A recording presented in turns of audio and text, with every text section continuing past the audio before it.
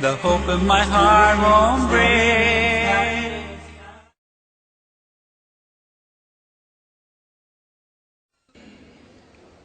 Alhamdulillah, wassalatu wassalam ala rasulillah wa ala alihi wa sahbihi ajmain, amma ba'd. A'udhu billahi minash shaitanir rajim, bismillahir rahmanir rahim. Wa'tasimu bihablillahi jami'an wa la tafarraqu. Rabbi shrah li sadri wa yassir li amri wahlul 'uqdatam min lisani yafqahu qawli. আমার শ্রদ্ধেয় গুরুজনেরা এবং প্রিয় আমার ভাই বোনেরা, আপনাদের সবাইকে স্বাগত জানাই ইসলামিক সম্ভাষণে। আসসালামু আলাইকুম ওয়া রাহমাতুল্লাহি ওয়া বারাকাতুহু। আল্লাহ সুবহানাহু ওয়া তাআলার দয়া, শান্তি এবং রহমত আপনাদের সবার উপরে বর্ষিত হোক। আজকের এই সন্ধ্যার আলোচনার টপিক হচ্ছে মুসলিম উম্মার মধ্যে একতা। টপিক হলো মুসলিম উম্মার মধ্যে একতা। টপিকটা খুবই গুরুত্বপূর্ণ, একেবারে আলাদা আর খুবই স্পর্শকাতর ইস্যু। গুরুত্বপূর্ণ কারণ মুসলিমদেরকে ওই দ্বিমত পোষণ করবে না যে মুসলিম উম্মার মধ্যে কোনো একতা নেই, সেজন্য এটা খুব গুরুত্বপূর্ণ টপিক। আর টপিকটা একেবারে আলাদা কারণ আপনারা সবাই হয়তো এটা জানেন যে আমার বেশিরভাগ লেকচারের উদ্দেশ্য থাকে দাওয়া দেওয়া, প্রধান লক্ষ্য থাকে অমুসলিমরা আর সেই সাথে মুসলিম ভাই বোনেরা। আমি সাধারণত দুই ধরনের লেকচার দিয়ে থাকি। একটা টাইপ, সেটা হলো কম্পারেটিভ রিলিজিয়ান, যেমন ধরেন হিন্দুইজম ও ইসলাম ধর্মের মধ্যে সাদৃশ্য, ইসলাম ও খ্রিস্টান ধর্মের মধ্যে সাদৃশ্য, হিন্দু ধর্মগ্রন্থে মোহাম্মদ সাল্লাল্লাহু আলাইহি সাল্লাম, পৃথিবীর বিভিন্ন ধর্মগ্রন্থে মোহাম্মদ সাল্লাল্লাহু আলাইহি সাল্লাম। যিশু কি ঈশ্বর? যিশু খ্রিস্ট কি আসলে ক্রুশবিদ্ধ হয়েছিলেন? এরকম আরো অনেক। যদিও এই লেকচারগুলোর প্রধান লক্ষ্য হচ্ছে অমুসলিম ভাই বোনেরা, তাদেরকে ইসলাম ধর্ম সম্পর্কে জানাচ্ছি তাদের ধর্মের মাধ্যমে। এতে করে উপকার হয় মুসলিম ভাই বোনদেরও, তারা তাদের অমুসলিম বন্ধুদের দাওয়া দিতে পারে। তাহলে দুজনের জন্যই এই কম্পারেটিভ রিলিজিয়নের ব্যাপারটা দুজনের জন্যই। অমুসলিমরা ইসলাম সম্পর্কে জানতে পারছে আর মুসলিমরা শিখতে পারছে কিভাবে অমুসলিমদের দাওয়া দিতে হবে। আমি অন্য যে টাইপের লেকচার দেই সেগুলো এমন কিছু ইস্যুর উপর যেগুলো দিয়ে মিডিয়া ইসলামের উপর আক্রমণ করে। যেমন ধরেন ইসলামে নারীর অধিকার, অথবা মানুষ ভাবে আজকের বিজ্ঞান ও প্রযুক্তির যুগে ইসলাম সেকেলে হয়ে গেছে, তাই কোরআন ও আধুনিক বিজ্ঞান। এই দ্বিতীয় টাইপের লেকচারগুলো, এগুলো দুজনের জন্য। মুসলিমরা জানতে পারে ইসলাম নারীদের কি অধিকার দিয়েছে, তারপর ইসলাম কতখানি বিজ্ঞানসম্মত, পাশাপাশি অমুসলিমরাও জানতে পারছে এই সত্যের ধর্ম, এই দিনুল হক কি বলছে। তবে এরকম লেকচার এ পর্যন্ত খুব কমই দিয়েছি, যে লেকচারটা শুধুমাত্র মুসলিমদের জন্য। যেমন ধরেন আল কোরআন কি অর্থ বুঝে পড়া উচিত, কারণ কিছু মুসলিম বলে কোরআন না বুঝে পড়লেও চলবে, সেজন্য লেকচারটা দিয়েছি। অথবা দাওয়া অর ডিস্ট্রাকশন, এই লেকচারগুলো শুধুমাত্র মুসলিমদের জন্য, যদিও অমুসলিমদের উপকার হবে, তবে এগুলোর প্রধান লক্ষ্য হচ্ছে মুসলিমরা।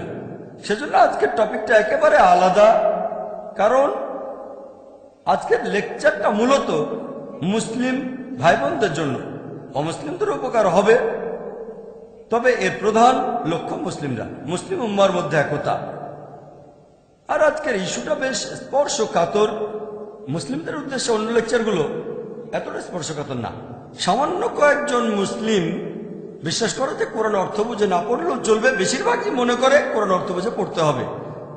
সামান্য কিছু মুসলিম বলে দাওয়া দেওয়ার কোনো প্রয়োজন নেই, বেশিরভাগ বলে দাওয়া দেওয়া উচিত। তবে এই টপিক মুসলিম উম্মার একতা বেশ স্পর্শকাতর। এই টপিকটার সাথে আমরা সব মুসলিমই জড়িত আছি, আমরা সব মুসলিমরা জড়িত, সেজন্য বলেছে এটা স্পর্শকাতর। তাই আপনাদের সবাইকে অনুরোধ করব, দয়া করে আপনারা আমার এই লেকচারটা একটু মন দিয়ে শুনবেন। ইনশাআল্লাহ আপনাদের উপকার হবে। আর পাশাপাশি ধর্মেরও সত্যিকার চিত্রটা তুলে ধরা হবে ইনশাআল্লাহ। সেজন্য দয়া করে আমার এই লেকচারটা মন দিয়ে শুনবেন। আমার আজকের এই লেকচার মুসলিম উম্মার একতা। আমি হয়তো সবগুলো দিক নিয়ে আলোচনা করতে পারবো না, সবগুলো সমাধান নিয়ে। আমি প্রধান প্রধান বিষয়গুলো নিয়েই বলবো। 1 নম্বর কারণটা মুসলিম উম্মার মধ্যে একতা না থাকার, সেটা হচ্ছে আমাদের মধ্যে এখন অনেক সম্প্রদায়, আর এছাড়াও এখনকার মুসলিম উম্মার মধ্যে অনেকগুলো মতবাদ প্রচলিত আছে। এটাকে বলতে পারেন মাজার, অথবা বলতে পারেন মাসলাক, অথবা বলতে পারেন মুসাল্লা। তাহলে প্রধান কারণ 1 নম্বর, সবচেয়ে প্রধান কারণটা হচ্ছে মুসলিম উম্মার মধ্যে এখন অনেকগুলো সম্প্রদায় এবং অনেকগুলো মতবাদ প্রচলিত আছে। সেটাকে মাজার অথবা মাসলাক অথবা মুসাল্লা বলা হয়। ইনশাআল্লাহ আমি অন্ততপক্ষে এই প্রধান পয়েন্টটা নিয়ে আলোচনা করব, অন্যান্য পয়েন্টের চেষ্টা করব। আর আমার এই লেকচারের একটা বড় অংশ, সেটা থেকে প্রশ্ন উত্তরের ফরম্যাটে।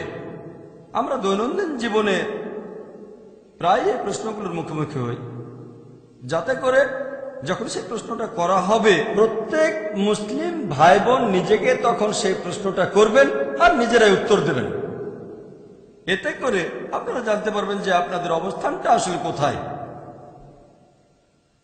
আর আপনারাও হয়তো এটা জানেন যে দাওয়া দেওয়ার মাস্টার কি, অথবা ইসলাম দেওয়ার ক্ষেত্রে পবিত্র কোরআন বলছে, কোরআনের আয়াত বলছে, সূরা ইমরানের 64 নম্বর আয়াতে উল্লেখ করা হয়েছে, বলা হয়েছে, কুল ইয়া আহলাল কিতাব, বলো হে কিতাবীগণ, তাআলাউ ইলা কালিমাতিন সাওয়াইন বাইনানা ওয়া বাইনাকুম, এসো সেই কথা যা আমাদের ও তোমাদের মধ্যে এক। প্রথম সাদৃশ্যটা কি?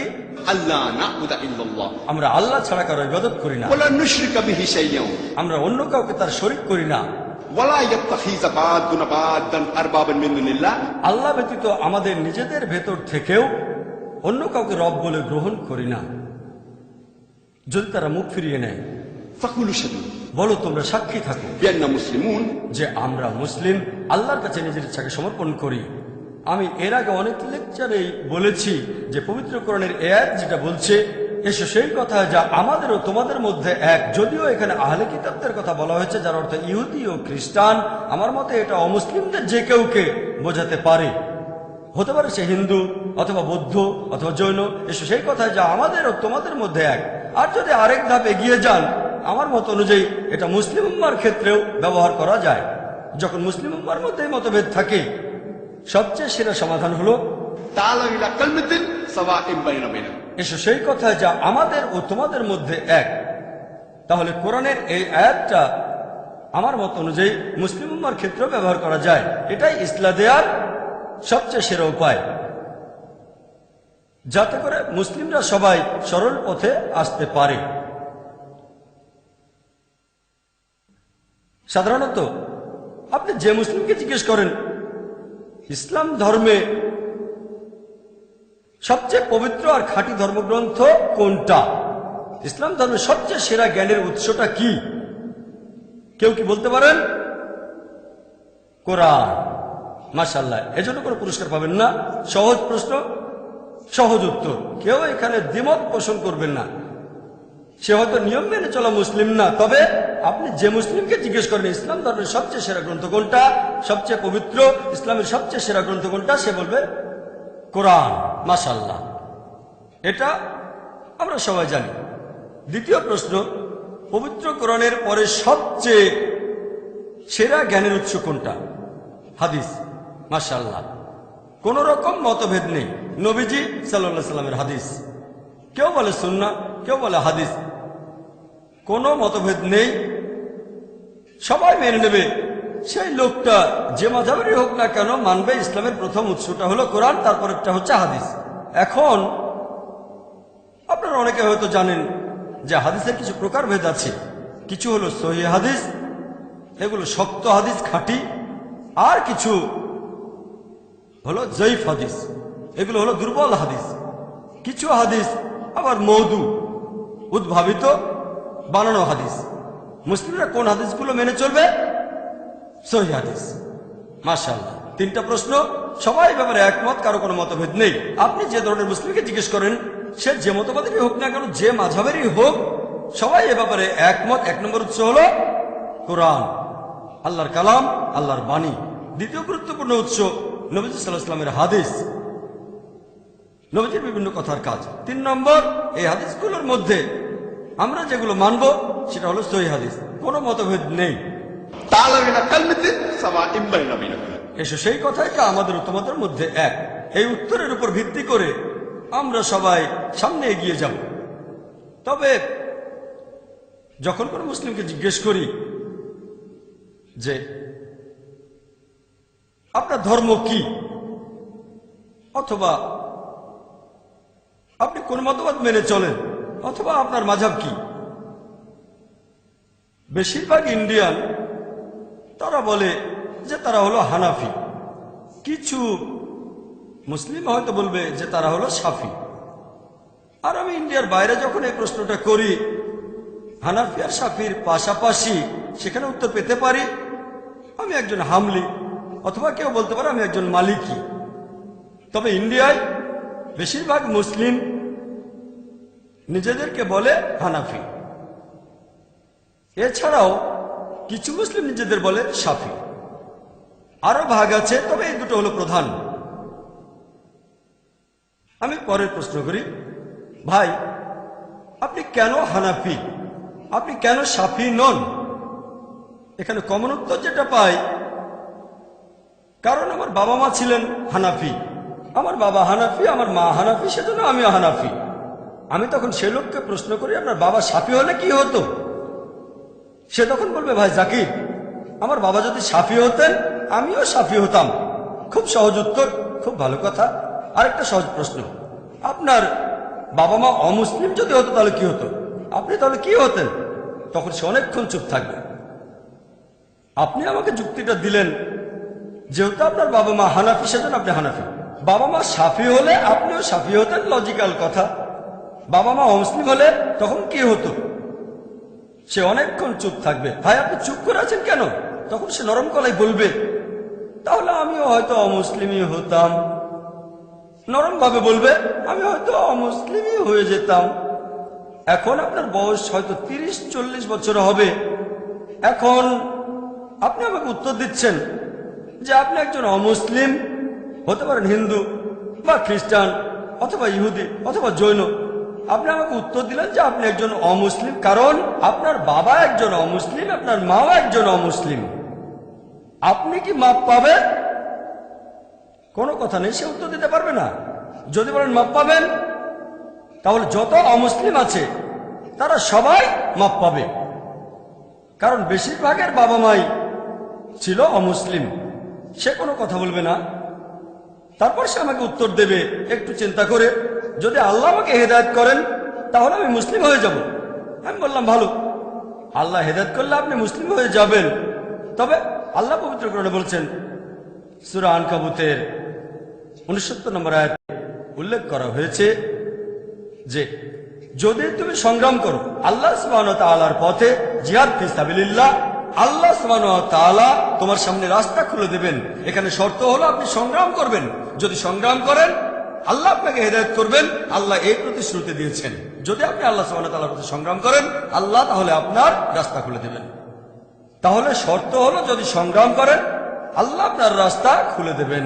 যেমন গতকাল আপনারা দেখেছেন, বেশ কয়েকদিন ধরে অনেক অমুসলিম আমার কাছে প্রশ্ন করছে যে আমি তো অমুসলিম পরিবারে জন্মেছি, এতে আমার দোষটা কোথায়? আমি উত্তর দিয়েছিলাম, গতকাল অনেকেই এখানে ছিলেন, আমি তাকে প্রমাণ করে দেখিয়েছি যে যদি আপনি এখন ইসলাম গ্রহণ করেন আপনার আগের সব পাপ থেকে ক্ষমা পাবেন। তাহলে এভাবে একটা সুযোগ পাবেন। অনেক অমুসলিম ইসলাম গ্রহণ করেছে। তাহলে শর্ত হলো আপনাকে সংগ্রাম করতে হবে। কোন অমুসলিমকে হয়তো বলেছেন আপনি, তাদের ইসলাম ধর্ম মেনে চলা উচিত সত্যকে পাওয়ার জন্য। যদি কোনো অমুসলিম আপনাকে প্রশ্ন করে আপনি কেন মুসলিম, যদি উত্তর দেন যে আমার বাবা ছিল মুসলিম, সেই অমুসলিম বলবে সত্যি করে বলেন তো আপনি কখনো সত্যিকে খোঁজার চেষ্টা করেছেন? তাহলে আপনার দায়িত্ব ইসলাম সম্পর্কেও জ্ঞান অর্জন করা। পড়বেন কোরআন এবং হাদিস, বাধ্যতামূলক। অমুসলিমদের পাশাপাশি মুসলিমদেরও বলবেন আপনারা সত্যের পথে থাকেন। আমি কি বলতে পারি? আলহামদুলিল্লাহ। আপনার বাবা মা মাশাআল্লাহ হানাফি বা শাফি, তারা তো সবাই মুসলিম। আমার বাবা মাও মুসলিম ছিলেন আলহামদুলিল্লাহ, সেজন্য আমিও মুসলিম। আল্লাহর দয়া আলহামদুলিল্লাহ। তাকে পরের প্রশ্ন করব যে ভাই আপনি বললেন আপনি একজন হানাফি, কোনটা বেশি ভালো? হানাফি বেশি ভালো নাকি শাফি বেশি ভালো? এটা আমার পরের প্রশ্ন। কোনটা বেশি ভালো, হানাফি না শাফি? এই সব মুসলিম সম্প্রদায়ের বেশিরভাগ লোক এখানে উত্তর দেবে, চারজন আলেম এটা বানিয়েছেন। সুন্নিদের মধ্যে চারটা আলাদা মাযহাব অথবা বলা যায় সম্প্রদায়, সবাই এই উত্তরটাই দেয়। সুন্নিদের মধ্যে চারটা মতবাদ, হানাফি, মালিকি, শাফি, হামলি, এই চারটা আলাদা মতবাদের সবাই হলো বারহাক, তারা সবাই সঠিক।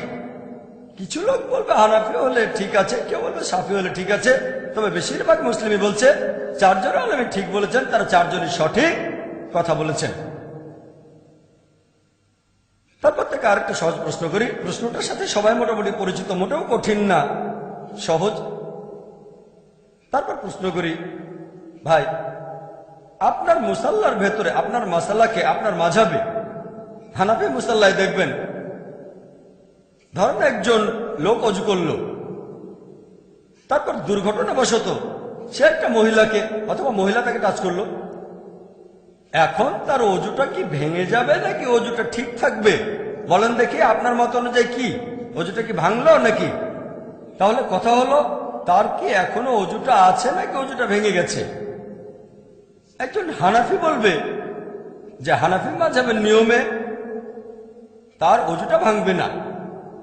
আমি তখন বললাম ভালো, এবারে পরের প্রশ্ন করি, শাফি মাযহাবের নিয়মে, শাফি মুসাল্লার নিয়মে যদি একজন লোক দুর্ঘটনাবশত কোনো মহিলাকে অথবা মহিলা সে পুরুষকে স্পর্শ করে, যে লোকটা কিছুক্ষণ আগে অজু করেছে, এখন তার অজুটা কি ঠিক থাকবে নাকি ভেঙে যাবে অজুটা? তার অজু কি ঠিক থাকবে নাকি তার অজু করতে হবে আবার? এর উত্তরটা হবে মাশাআল্লাহ, আপনারা সবাই এটা জানেন, সহজ প্রশ্ন সহজ উত্তর, অজু ভেঙে যায়, এটা কঠিন কিছু না। এখন পর্যন্ত সবগুলো প্রশ্ন সহজ, যে শাফি মুসাল্লার ভেতরে শাফি মাযহাবে অজুটা ভেঙে যাবে। এবারে পরের প্রশ্ন, এটাও খুব সহজ।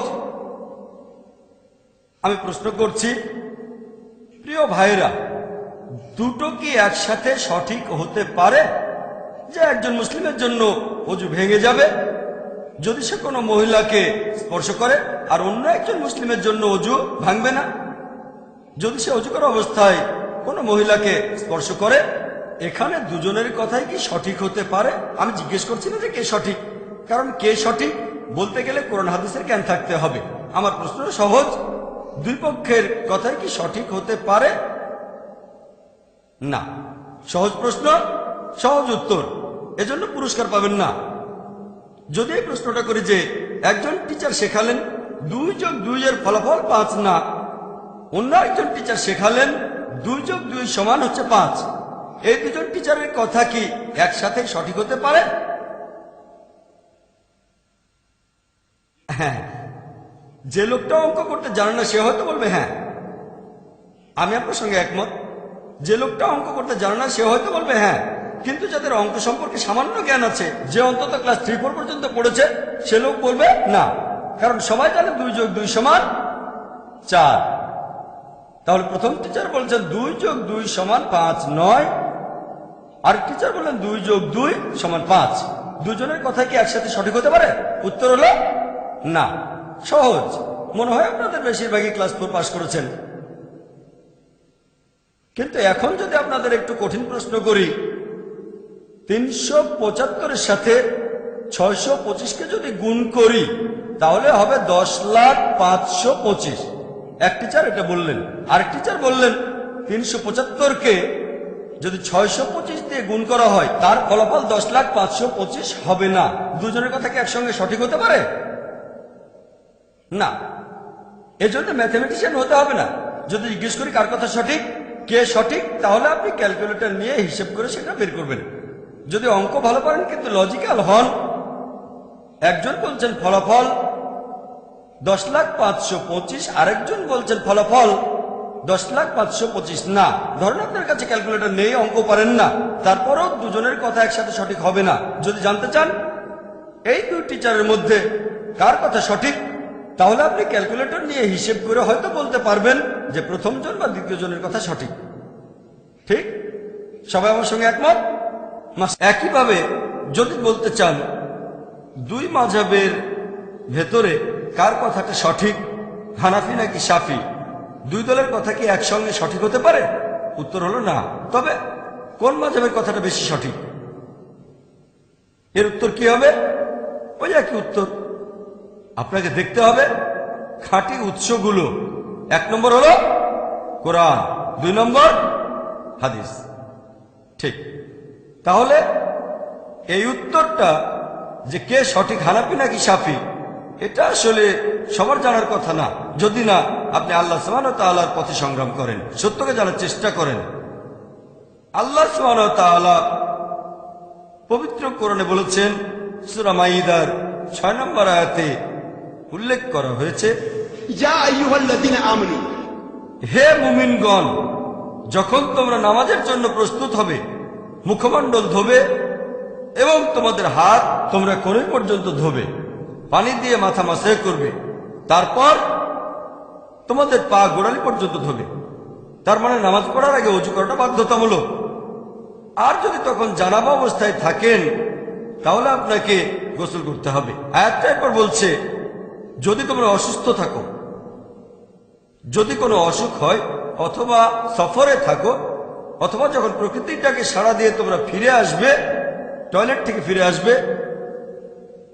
অথবা কোনো মহিলার সাথে সঙ্গত হও, কোনো মহিলাকে স্পর্শ করো, এবং যদি তোমরা কোথাও পানি না পাও, পরিষ্কার বালি নেবে অথবা মাটি, সেটা দিয়ে মুখ হাত মাসে করো।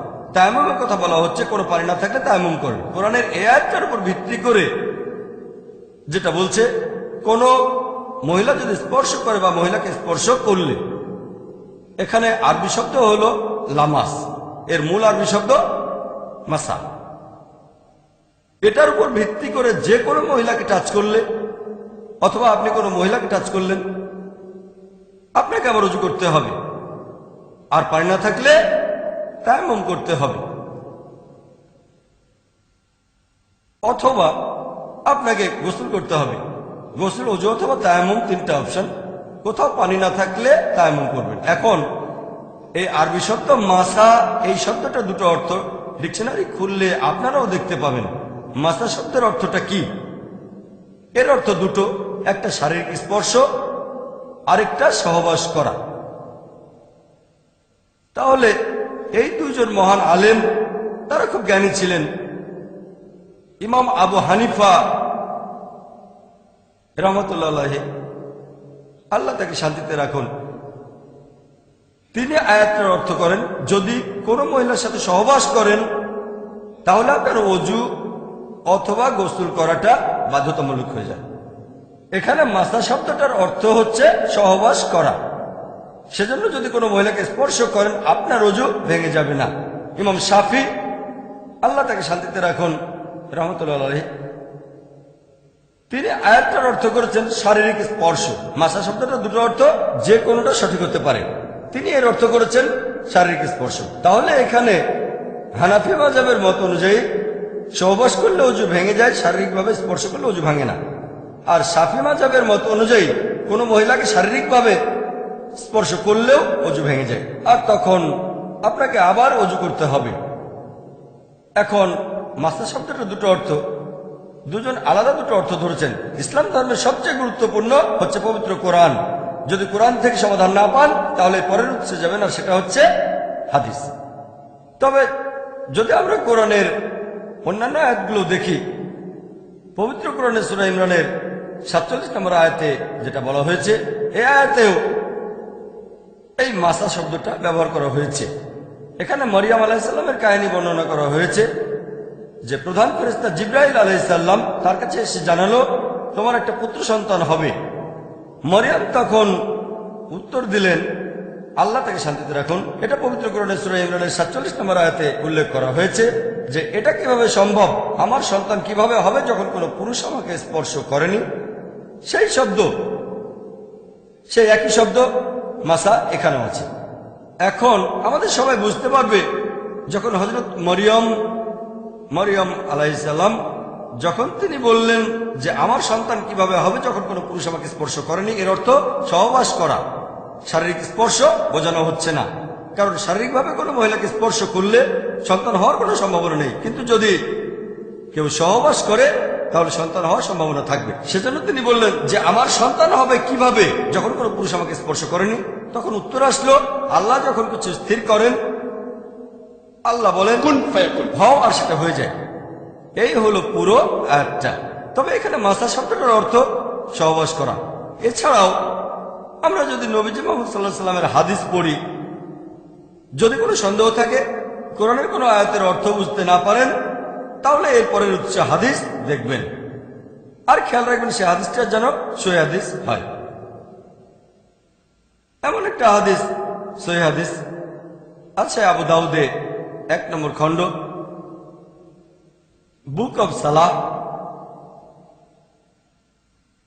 70 নম্বর অধ্যায়ের 179 নম্বর হাদিস। হযরত আয়েশা রাদিয়াল্লাহু আনহা তিনি বললেন, একবার নবীজি তার একজন স্ত্রীকে চুমু দিয়ে নামাজ পড়তে চলে গেলেন, তিনি আবার ওযু করেননি। তখন উরওয়া রাদিয়াল্লাহু আনহু বললেন, সেই স্ত্রী তো আপনি ছাড়া আর কেউ নন। হযরত আয়েশাকে তিনি বললেন। হযরত আয়েশা তখন হেসে উঠলেন, তার মানে সেই স্ত্রী তিনি ছিলেন। তাহলে আবু দাউদের সহিহ হাদিস বলছে 1 নম্বর খণ্ড, বুক অব সালাহ 70 নম্বর অধ্যায়ের 179 নম্বর হাদিস। এটাকে সহিহ হাদিস বলে মত দিয়েছেন বিভিন্ন মুহাদ্দিসগণ, তাদের মধ্যে আলবানীও আছেন। এখানে বলা হয়েছে আমাদের নবী মুহাম্মদ সাল্লাল্লাহু আলাইহি ওয়াসাল্লাম ওযু করা অবস্থায় ছিলেন, তখন হযরত আয়েশাকে চুমু দিয়ে নামাজ পড়তে গেলেন, কিন্তু আবার ওযু করলেন না। এটাই প্রমাণ করে শারীরিক স্পর্শ করলে ওযু ভেঙে যাবে না। এরকম আরো সহিহ হাদিস আছে। একটা হাদিস আছে সহিহ বুখারীতে, এটা সহিহ বুখারীর একটা হাদিস, 1 নম্বর খণ্ড। বলা হয়েছে যে নবী মুহাম্মদ সাল্লাল্লাহু আলাইহি ওয়াসাল্লাম হযরত আয়েশা রাদিয়াল্লাহু আনহা বর্ণনা দিয়েছেন যে আমি ছিলাম মুহাম্মদ সাল্লাল্লাহু আলাইহি সাল্লাম এবং কিবলার মাঝামাঝি। নবীজি তখন নামাজ পড়ছিলেন, তারপর সেজদা দেওয়ার সময় তিনি আমার পায়ে ধাক্কা দিলেন, আমি এক পাশে সরে গেলাম। তার মানে নামাজ পড়ার সময় নবীজি তার স্ত্রী হযরত আয়েশাকে স্পর্শ করেছিলেন, তারপরও নামাজ পড়ে গিয়েছেন। তার মানে স্পর্শ করলে ওযু ভেঙে যায় না। এছাড়াও আরো অনেক হাদিস আছে সহিহ হাদিস, যেগুলো প্রমাণ করে শারীরিক স্পর্শের কারণে ওযু ভেঙে যায় না। এই হাদিসটা আছে সহিহ বুখারীতে 1 নম্বর খণ্ডের 519 নম্বর হাদিস, সহিহ হাদিস। এখন আপনাদের প্রশ্ন করি, কার কথাটা সঠিক, ইমাম আবু হানিফার কথাটা নাকি ইমাম শাফির কথাটা? ইমাম আবু হানিফা, কারণ তার কথাগুলো পবিত্র কোরআন এবং সহিহ হাদিসের সাথে মিলে যাচ্ছে। কেউ আমাকে বলতে পারে, তাহলে কি বলছেন ইমাম শাফির কথাগুলো সব ভুল? আমি ইমাম শাফিকে শ্রদ্ধা করি, আল্লাহ তাকে শান্তিতে রাখুন, রাহমাতুল্লাহ আলাইহি। তাকে শ্রদ্ধা করি, সম্মান করি এবং ভালোবাসি। আমাদের নবীজি বলেছেন যে যদি কেউ ধর্ম সম্পর্কে গবেষণা করার পর কোনো বিশেষজ্ঞ একটা মতামত দেয়, যদি তার মতামতটা সঠিক হয় সে একটা পুরস্কার পাবে। মতামত সঠিক হলে 2টো পুরস্কার পাবে, যদি মতামত ভুল হয় 1টা পুরস্কার পাবে। কোন বিশেষজ্ঞ যদি ফতোয়া দেন, নিজের মতামত দেন, যদি সেটা সঠিক হয় তিনি 2টো পুরস্কার পাবেন, তবে যদি ভুলও হয় তিনি 1টা পুরস্কার পাবেন। আমি বলছি না যে ইমাম শাফি রাহমাতুল্লাহ আলাইহি তিনি জ্ঞানী ছিলেন না, তিনি অবশ্যই জ্ঞানী ছিলেন, তিনি অনেক কিছু জানতেন। তবে আমাদের বুঝতে হবে সেই সময় যখন ইমাম হানিফা বা ইমাম শাফি রাহমাতুল্লাহ আলাইহি ওনারা যখন বেঁচে ছিলেন, সব হাদিস তখন সংগ্রহ করা হয়নি। সংগ্রহ করা শুরু হয়েছে আরো আগে, তবে শেষ হয়েছে অনেক পরে। এখন হতে পারে আবু দাউদের এই হাদিসটা 1 নম্বর খণ্ড 70 নম্বর অধ্যায়ের 179 নম্বর হাদিস, এছাড়াও সহিহ বুখারীর এই হাদিসটা 1 নম্বর খণ্ডের 519 নম্বর হাদিস, এটা ইমাম শাফির কাছে পৌঁছায়নি। যেহেতু হাদিসটা তার কাছে পৌঁছায়নি, তিনি দুটো অপশনের একটা বেছে নিয়েছেন, শারীরিক স্পর্শ বা সহবাস। তিনি এটাকে ধরেছেন শারীরিক স্পর্শ। এমন না যে তিনি জ্ঞানী নন, হয়তো এই হাদিসটা তার কাছে পৌঁছায়নি। তাহলে পবিত্র কোরআনের এই আয়াতে একটা শব্দে দুটো অর্থ হতে পারে, তিনি একটা অর্থ ধরেছেন। এমন না যে তিনি ইচ্ছা করেই ভুলটা করেছেন, এমন বলেছেন কারণ হতে পারে হাদিসটা তার কাছে পৌঁছায়নি। আরেকটা উদাহরণ দেই, আপনাদের প্রশ্ন করি যে নামাজ পড়ার সময় যেখানে শব্দ করে পড়তে হয়, মানে ফজরের নামাজ, তারপর মাগরিব আর এশার নামাজ, ইমাম যখন সূরা ফাতিহা পড়া শেষ করেন, এখানে হানাফি মাযহাব যেটা করে, যখন তারা জামাতে নামাজ আদায় করেন, তারা তখন আমিন শব্দটা জোরে বলে নাকি জোরে বলে না? ইমাম আবু হানিফার মতে, হানাফি মাযহাবের মত অনুযায়ী আমিন শব্দটা জোরে বলবেন না। ইমাম যখন সূরা ফাতিহা পড়া শেষ করবেন মনে মনে বলবেন। তবে ইমাম শাফির মত অনুযায়ী, আল্লাহ তাকে শান্তিতে রাখুন, শাফি মাযহাবের অনুসারীরা যখন জামাতে নামাজ আদায় করে, তারা আমিন কি শব্দ করে বলে নাকি বলে না? উত্তর হলো বলে। সহজ, আপনারা সবাই এটা জানেন, আমরা সবাই এটা জানি। হানাফি মাযহাব যেটা করে, তারা শব্দ করে আমিন বলে না। আবার শাফি মাযহাব তারা শব্দ করে বলে। ফজরের নামাজ, মাগরিব আর এশার নামাজে এখানে কে সঠিক? যদি না জানেন তাহলে কোরআন এবং হাদিস দেখবেন। পবিত্র কোরআনে এমন কোন আয়াত দেখি না যেটা বলছে আমিন শব্দ করে বলতে হবে বা হবে না। তাহলে আমরা ইসলাম ধর্মের পরের উৎসটা দেখবো, আর সেটা হচ্ছে হাদিস। যখন আমরা সহিহ হাদিস পড়ি, এটা আছে সহিহ বুখারীতে 1 নম্বর খণ্ড, বুক অব আজান, 111 নম্বর অধ্যায়, 780 নম্বর হাদিস। নবীজি সাল্লাল্লাহু আলাইহি সাল্লাম তিনি বলেছেন যে শব্দ করে আমিন বলো সূরা ফাতিহা শেষ হলে, শব্দ করে আমিন বলো, তখন তোমরা যদি ফেরেশতাদের সঙ্গে একই সাথে আমিন বলো, তোমাদের অতীতের সব গুনাহ ক্ষমা করা হবে। পরের হাদিসটা সহিহ বুখারী 1 নম্বর খণ্ড, বুক অব আজান, 112 নম্বর অধ্যায়, 781 নম্বর হাদিস। নবীজি বলেছেন, তোমাদের কারো আমিন বলার সময়ে যদি ফেরেশতাগণের ভেতরেও কেউ আমিন বলে, তোমাদের অতীতের সব গুনাহ ক্ষমা করা হবে। সহিহ বুখারী 1 নম্বর খণ্ড, বুক অব আজান, 113 নম্বর অধ্যায়, 782 নম্বর হাদিস। নবীজি বলেছেন, যখন ইমাম বললেন গায়রুল মাগদুবি আলাইহিম ওয়ালাদ-দাল্লিন, শব্দ করে আমিন বলো, তোমাদের আমিন বলার সময় যদি ফেরেশতাগণের কেউ আমিন বলে, তোমাদের আগের সব গুনাহ ক্ষমা করা হবে। আমি এখানে সহিহ বুখারী থেকেই 3টা হাদিসের উদ্ধৃতি দিলাম যে সূরা ফাতিহার শেষ শব্দ করে আমিন বলতে হবে। একইভাবে সহিহ মুসলিমে সব মিলিয়ে মোট 6টা হাদিস আছে। যদি সহিহ মুসলিম পড়েন 1 নম্বর খণ্ড, বুক অব সালাহ, 116 নম্বর অধ্যায়ের 811 নম্বর হাদিস থেকে 16 নম্বর হাদিস পর্যন্ত, সহিহ মুসলিমে সব মিলিয়ে মোট 6টা হাদিস বলছে যে শব্দ করে আমিন বলতে হবে। আমি এখানে আপনাদের 9টা হাদিসের রেফারেন্স দিলাম যেগুলো বলছে যে শব্দ করে আমিন বলতে হবে। এখন আপনাদের একটা প্রশ্ন করি, এখানে কে সঠিক, হানাফি মাযহাব নাকি শাফি মাযহাব? শাফি মাযহাব সহজ, যেটা কোরআন এবং হাদিসের সাথে মিলে যাবে সেটাই মেনে চলবে, সহজ। এবার আমার প্রশ্নতে আসি। প্রথম প্রশ্নটা যে অজু ভেঙে যায় কিনা। যদি কোনো পুরুষ দুর্ঘটনাবশত কোনো মহিলাকে স্পর্শ করে ফেলে অথবা মহিলা পুরুষকে, চিন্তা করেন একজন অমুসলিম যদি ইসলাম গ্রহণ করে আর আমাকে জিজ্ঞেস করে যে ভাই জাকির, আমার অজু থাকা অবস্থায় যদি কোনো মহিলা আমাকে টাচ করে বা আমি তাকে টাচ করি, তাহলে কি আমাকে আবার অজু করতে হবে? আমার অজু কি ভেঙে যাবে? তাকে কি আমি জিজ্ঞেস করব যে আপনার বাবা হানাফি না শাফি? তার বাবা তো ছিল অমুসলিম। তাহলে উত্তর হবে কোরআন এবং সহিহ হাদিস অনুযায়ী। কোরআন আর সহিহ হাদিসে বিশ্লেষণ করলে জানতে পারবেন যে এতে করে অজু ভাঙবে না। তাই সে যে সম্প্রদায় থেকে আসুক না কেন, যদি না কেউ আমাকে বলে দেখেন ভাই জাকির, আসলে ব্যাপারটা হানাফিদের স্কিনের তেলের পরিমাণটা একটু বেশি, শাফিদের স্কিন খসখসে, সেজন্য হানাফিদের অজু ভাঙে না, শাফিদের অজুটা ভেঙে যায়। কেউ যদি এই ধরনের কোনো বৈজ্ঞানিক কারণ দেখায় তাহলে হয়তো আমাকে একটু চিন্তা করতে হবে, কিন্তু এমন কিছুই নেই যে হানাফিদের স্কিন একরকম, শাফিদের স্কিন আরেক রকম। আমাদের ফিরে যেতে হবে আল্লাহ এবং রাসূলের কাছে। তারপর কোরআন আর হাদিস বিশ্লেষণ করে দেখব, তাহলে উত্তরটা পাবো। আবারও কেউ প্রশ্ন করতে পারে দ্বিতীয় প্রশ্নটা সম্পর্কে, শব্দ করে আমিন বলা নিয়ে। ইমাম শাফি এখানে সঠিক, আর হানাফি মাযহাব শব্দ করে আমিন বলে না।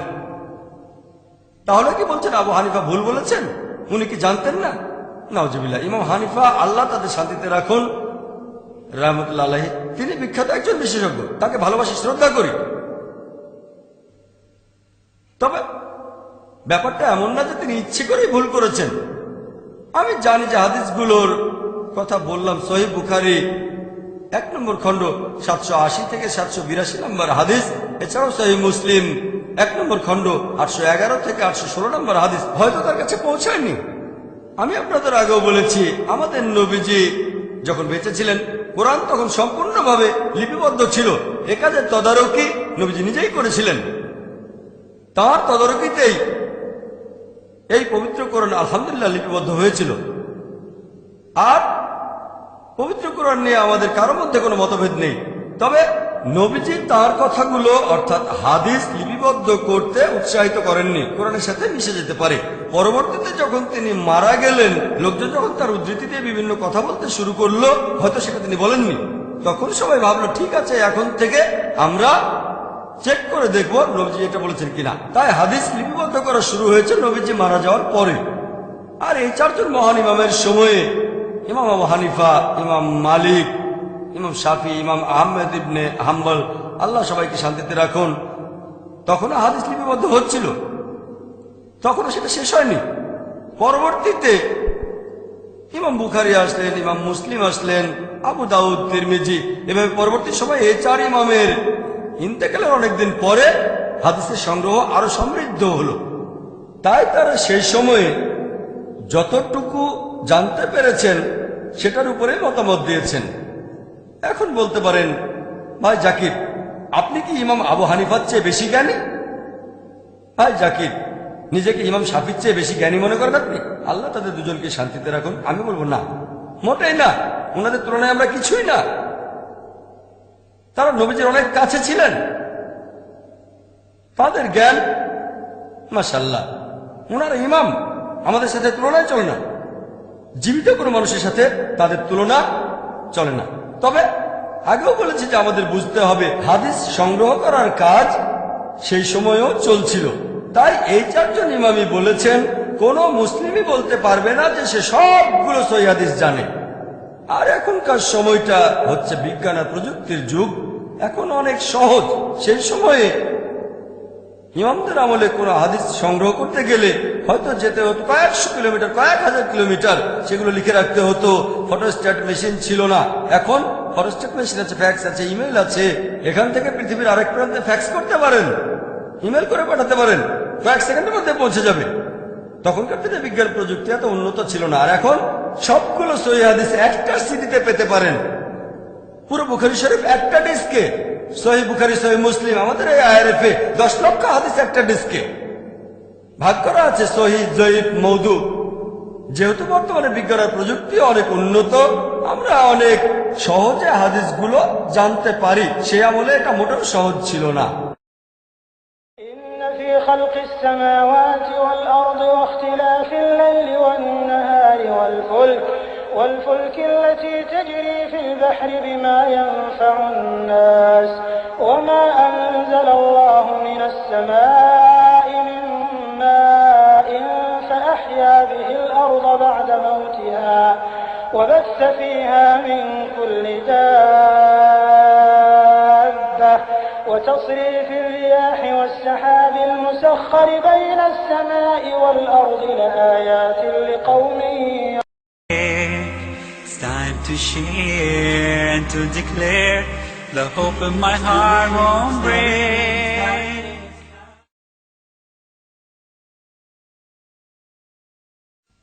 মনে করেন এখন একজন ছাত্র সে পাশ করলো বিএসসি, ব্যাচেলর অফ সায়েন্স। এখন বিজ্ঞানের বিভিন্ন বিষয়ে সে আইজ্যাক নিউটনের চেয়ে অনেক বেশি জানে। আইজ্যাক নিউটন হলেন পৃথিবীর সেরা বিজ্ঞানী, জানেন তো? আইজ্যাক নিউটন 1 নম্বর। মাইকেল এইচ হার্ট একটা বই লিখেছিলেন ইতিহাসের সবচেয়ে প্রভাবশালী 100 জন। তিনি 1 নম্বরে বসিয়েছিলেন আমাদের নবীজি মুহাম্মদ সাল্লাল্লাহু আলাইহি ওয়াসাল্লামকে। 2 নম্বর আইজ্যাক নিউটন।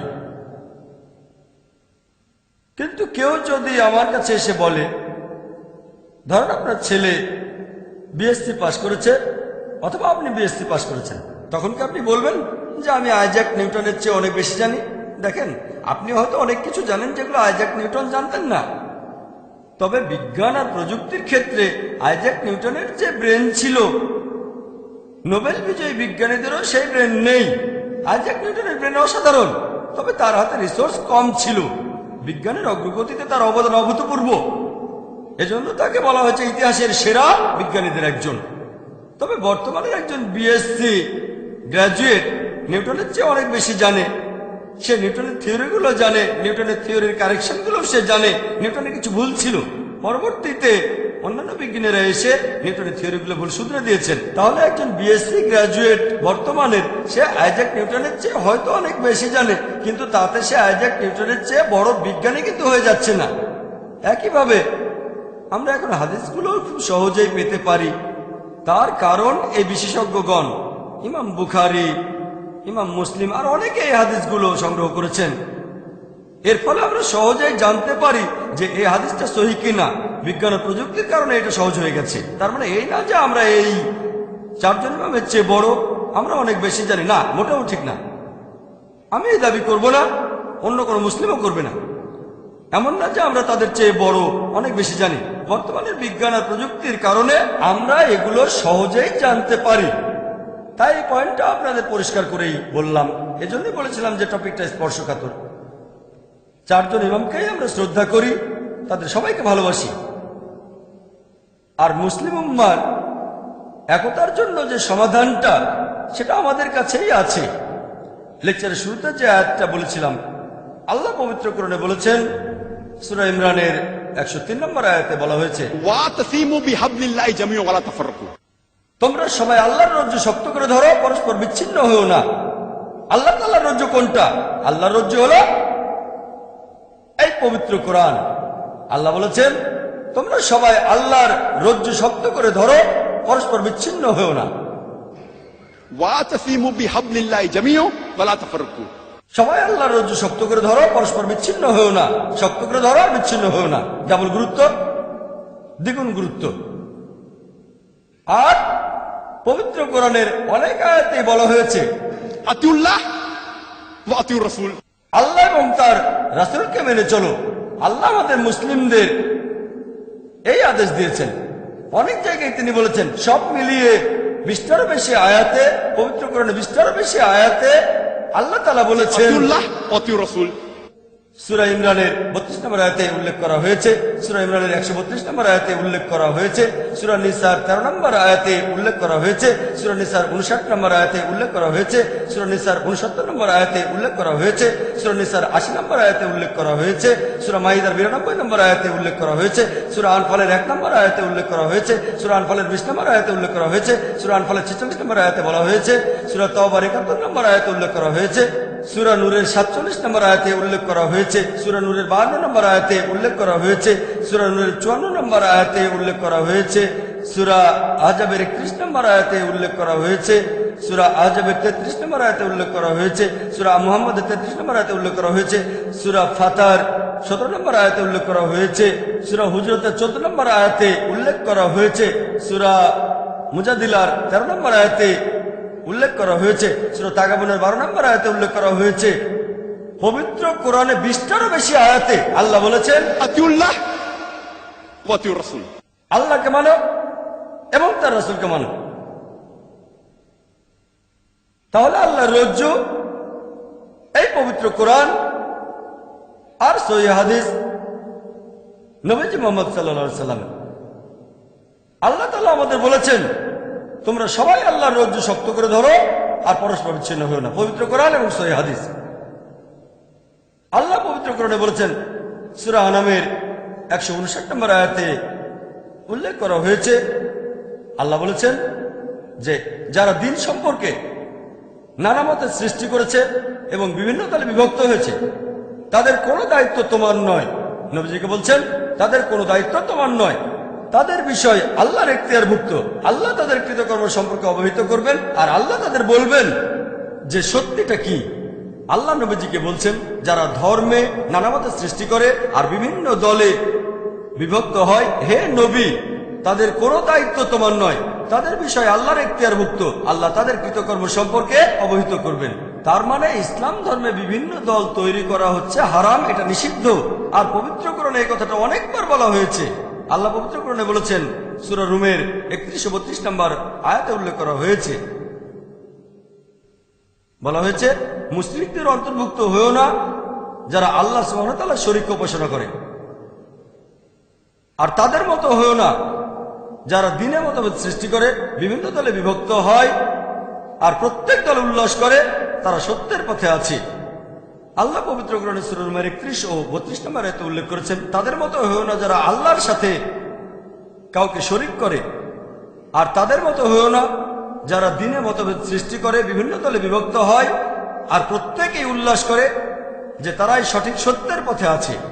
আল্লাহ এই কথাটা আবারও বলেছেন সূরা মুমিনুনের 53 ও 54 নম্বর আয়াতে উল্লেখ করা হয়েছে যে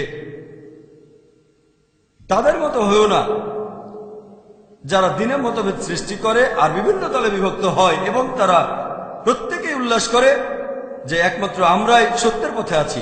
এছাড়াও পবিত্র কোরআনে সূরা শুরার 13 ও 14 নম্বর আয়াতে উল্লেখ করা হয়েছে যে তোমরা দ্বীনকে প্রতিষ্ঠিত করো আর কোন রকম মতভেদ সৃষ্টি করো না। পবিত্র কোরআনে এরকম আরো অনেক আয়াতে বলা হয়েছে বিভিন্ন দলে বিভক্ত হয়েও না। তাহলে ইসলাম ধর্মে বিভিন্ন দল তৈরি করা এটা হারাম, এটা নিষিদ্ধ। 4টা রেফারেন্স দিলাম, এরকম আরো আছে। তবে যদি কোনো মুসলিমকে জিজ্ঞেস করি যে আপনি কি, আপনার ধর্মটা কি, কেউ বলবে আমি হানাফি, কেউ বলবে আমি শাফি, কেউ বলবে আমি হামলি, কেউ বলবে আমি মালিকি, কেউ বলবে আমি সালাফি, কেউ বলবে আমি আহলে হাদিস।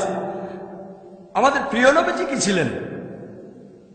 তিনি কি হানাফি ছিলেন, নাকি ছিলেন মালিকি, নাকি শাফি ছিলেন, অথবা ছিলেন হামলি, নাকি আহলে হাদিস, নাকি ছিলেন সালাফি? তিনি কি ছিলেন?